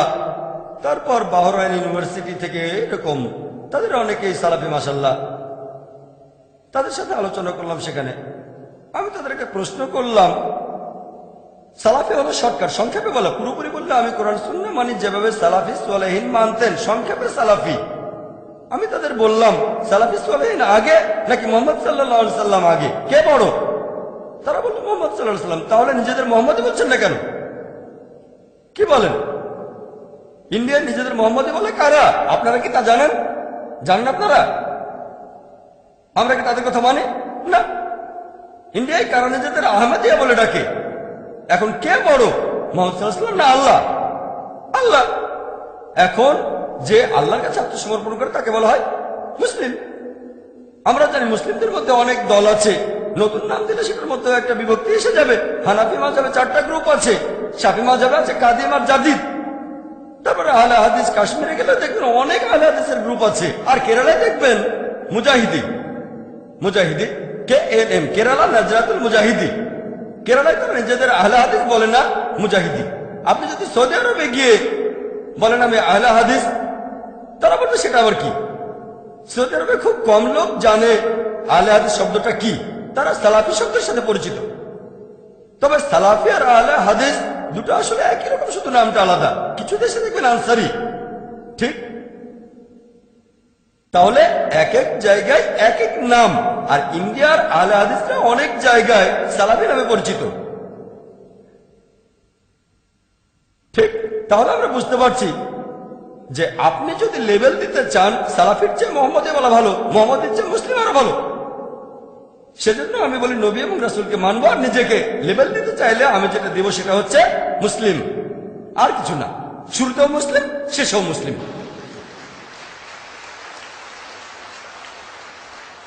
আমি কোন মুসলিম ভাইকে ছোট করছি না, হোক হানাফি, শাফি, হামলি, মালিকি, আহলে হাদিস। আনটিল হোয়েন উই ডিফার, এই বইটা লিখেছেন শেখ ওতাইমি। আপনারা আমাদের এখানে বইটা পাবেন। আনটিল হোয়েন উই ডিফার 34 পৃষ্ঠায় শেখ ওতাইমিকে একজন ইন্ডিয়ান প্রশ্ন করল, আমাদের এই দেশে অনেকে নিজেদের বলে ইখওয়ানি আর তাবলিগি, এরা কি সত্যের পথে আছে নাকি ভুল পথে? শেখ ওতাইমি উত্তরে বললেন, যদি কেউ ইসলাম প্রচারের সময় পরিচয় দিতে গিয়ে বলে ইখওয়ানি, তাবলিগি বা সালাফি, সে ভুল পথে আছে। তাহলে প্রশ্নের মধ্যে সালাফি শব্দটা ছিল না, শেখ ওতাইমি সেখানে শব্দটা যোগ করলেন। যদি কেউ নিজেকে ইখওয়ানি, তাবলিগি বা সালাফি বলে ইসলাম প্রচারের সময়, তাহলে সে ভুল পথে আছে। এই কথাটা কিন্তু আমি বলিনি, ডক্টর জাকির নাইক কিছুই না ইসলামে, আমি শূন্য।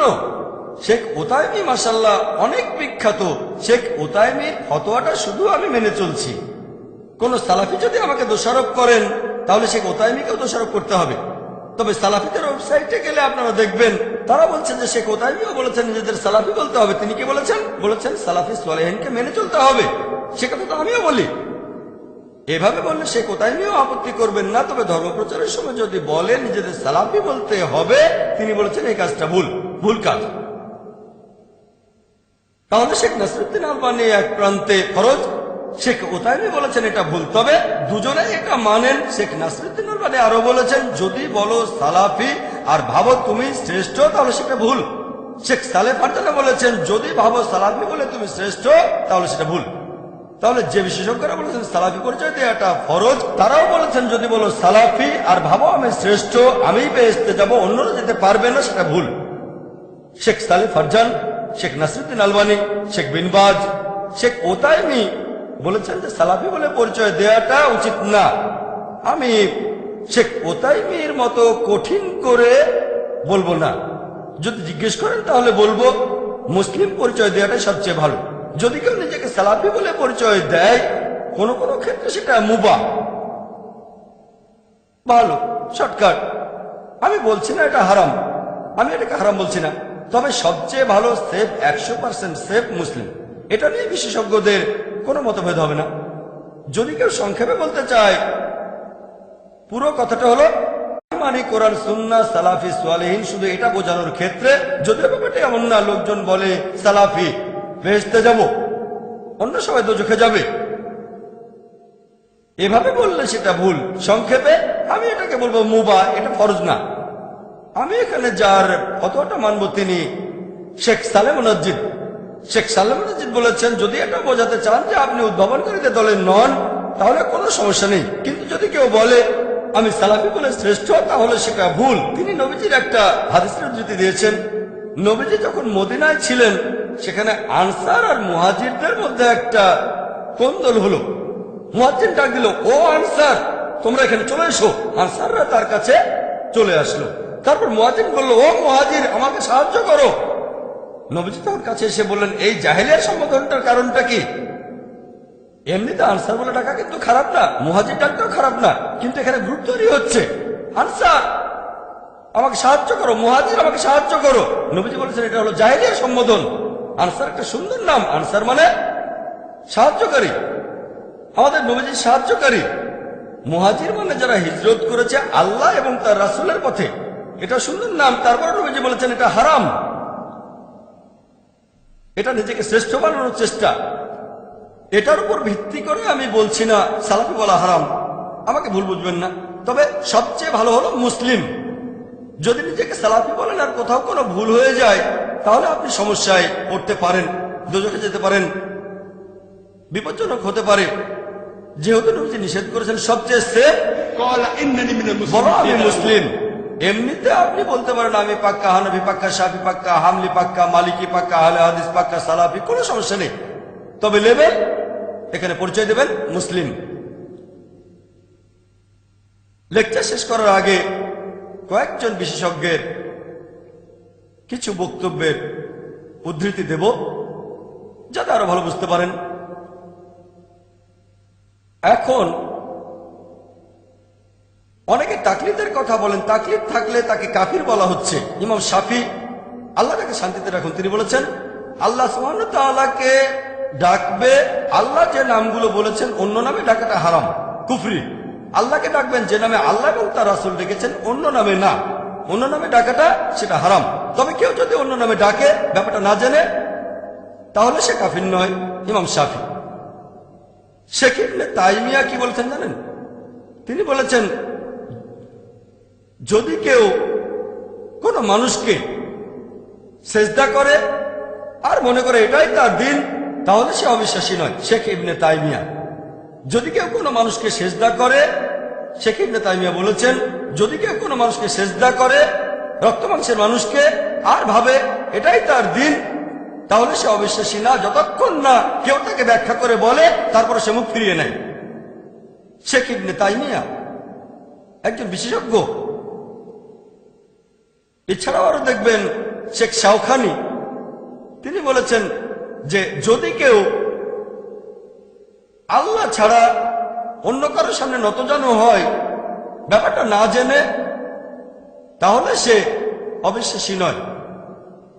মুহাম্মদ ইবনে ওয়াহাব, আল্লাহ তাকে শান্তিতে রাখুন, তিনি বলেছেন আমরা তাদেরকে অবিশ্বাসী বলি না, তাদের কাফির বলি না যারা আব্দুল কাদিরের মূর্তি অথবা কবরের সামনে নতজানু হয়, অথবা যারা আহমেদ নাকদাওয়ের মূর্তি বা কবরের সামনে নতজানু হয়, তাহলে তাদের কিভাবে অবিশ্বাসী বলি যারা শিরক করে না? আমরা বলি আমরা অনেক জানি, আমরা অন্যদেরকে বলি কাফির কাফির ইত্যাদি। লেকচার শেষ করার আগে নবীজির দুটো হাদিসের কথা বলবো। মুহাম্মদ সাল্লাল্লাহু আলাইহি ওয়াসাল্লাম বলেছেন, সহিহ মুসলিম 3 নম্বর খণ্ড 4565 নম্বর হাদিস, যে আরফাজা, আল্লাহ তাকে শান্তিতে রাখুন, উদ্ধৃতি দিয়েছেন যে আল্লাহ রাসূল বলেছেন একটা সময় আসবে যখন সমাজে অনেক খারাপ কাজ হবে, আর কখনো যদি কেউ মুসলিম উম্মার একতা নষ্ট করতে চায় তাকে তরবারি দিয়ে আঘাত করো, যদি সে তাতেও না থামে মেরে ফেলো। নবীজি বলেছেন যদি কেউ মুসলিম উম্মার একতা নষ্ট করতে চায় তাকে তরবারি দিয়ে আঘাত করো, যদি তাতেও না থামে তাকে মেরে ফেলো। সহিহ মুসলিম 3 নম্বর খণ্ড 4565 নম্বর হাদিস। লেকচার শেষ করার আগে নবীজি সাল্লাল্লাহু আলাইহি ওয়াসাল্লামের আরেকটা হাদিস আপনাদের বলবো। সহিহ বুখারী 4 নম্বর খণ্ড 3606 নম্বর হাদিস। এই হাদিসটা বলেই আমি শেষ করব। এখানে হুদায়ফা ইবনে ইয়ামান, আল্লাহ তাকে শান্তিতে রাখুন, তিনি বলেছেন লোকজন নবী সাল্লাল্লাহু আলাইহি ওয়াসাল্লামকে জিজ্ঞেস করতো কোন জিনিসটা ভালো, তবে আমি ভয় পেয়ে নবীজিকে জিজ্ঞেস করেছিলাম কোনটা খারাপ জিনিস। তিনি নবীজিকে জিজ্ঞেস করেছিলেন যে অজ্ঞানতার কারণে আমরা অনেক খারাপ কাজ করেছি, আল্লাহ আমাদের সঠিক পথে নিয়ে এসেছেন, এরপর কি আর কোনো খারাপ কাজ হবে? নবীজি বললেন হ্যাঁ, খারাপ কাজ হবে। সেই খারাপের পর কি কিছু ভালো হবে? নবীজি বললেন হ্যাঁ, তবে সেটার মধ্যেও কিছু খারাপ জিনিস থাকবে। সাহাবীগণ তখন বললেন সেই খারাপটা কি? নবীজি বললেন তোমাদের মধ্যে কিছু লোক থাকবে যারা এমন কিছু জিনিস প্রচার করবে যেগুলো আমার সুন্নাহ নয়। সাহাবীগণ বললেন এটার পর আর কোন খারাপ কাজ হবে? নবীজি বললেন হ্যাঁ, কিছু লোক থাকবে যারা তোমাদের দোজখে আমন্ত্রণ জানাবে। তখন হুদায়ফা, আল্লাহ তাকে শান্তিতে রাখুন, তিনি বললেন আমাদের কি করা উচিত? নবীজি তখন বললেন তোমরা তোমাদের মুসলিম দল আর নেতাকে আঁকড়ে ধরে থাকো। সাহাবীগণ বললেন কোন মুসলিম দল আর নেতা না থাকলে কি করব? নবীজি তখন উত্তর দিলেন যদি কোনো মুসলিম দল আর নেতা তখন না থাকে তাহলে সব দল থেকে নিজেকে বিচ্ছিন্ন করে ফেলো, প্রয়োজন হলে গাছের শেকড় কামড়ে পড়ে থাকবে যতক্ষণ না আল্লাহ সুবহানাহু ওয়া তাআলার সামনাসামনি হচ্ছ। ওয়া আখিরু দাওয়ানা আলহামদুলিল্লাহি রাব্বিল আলামিন।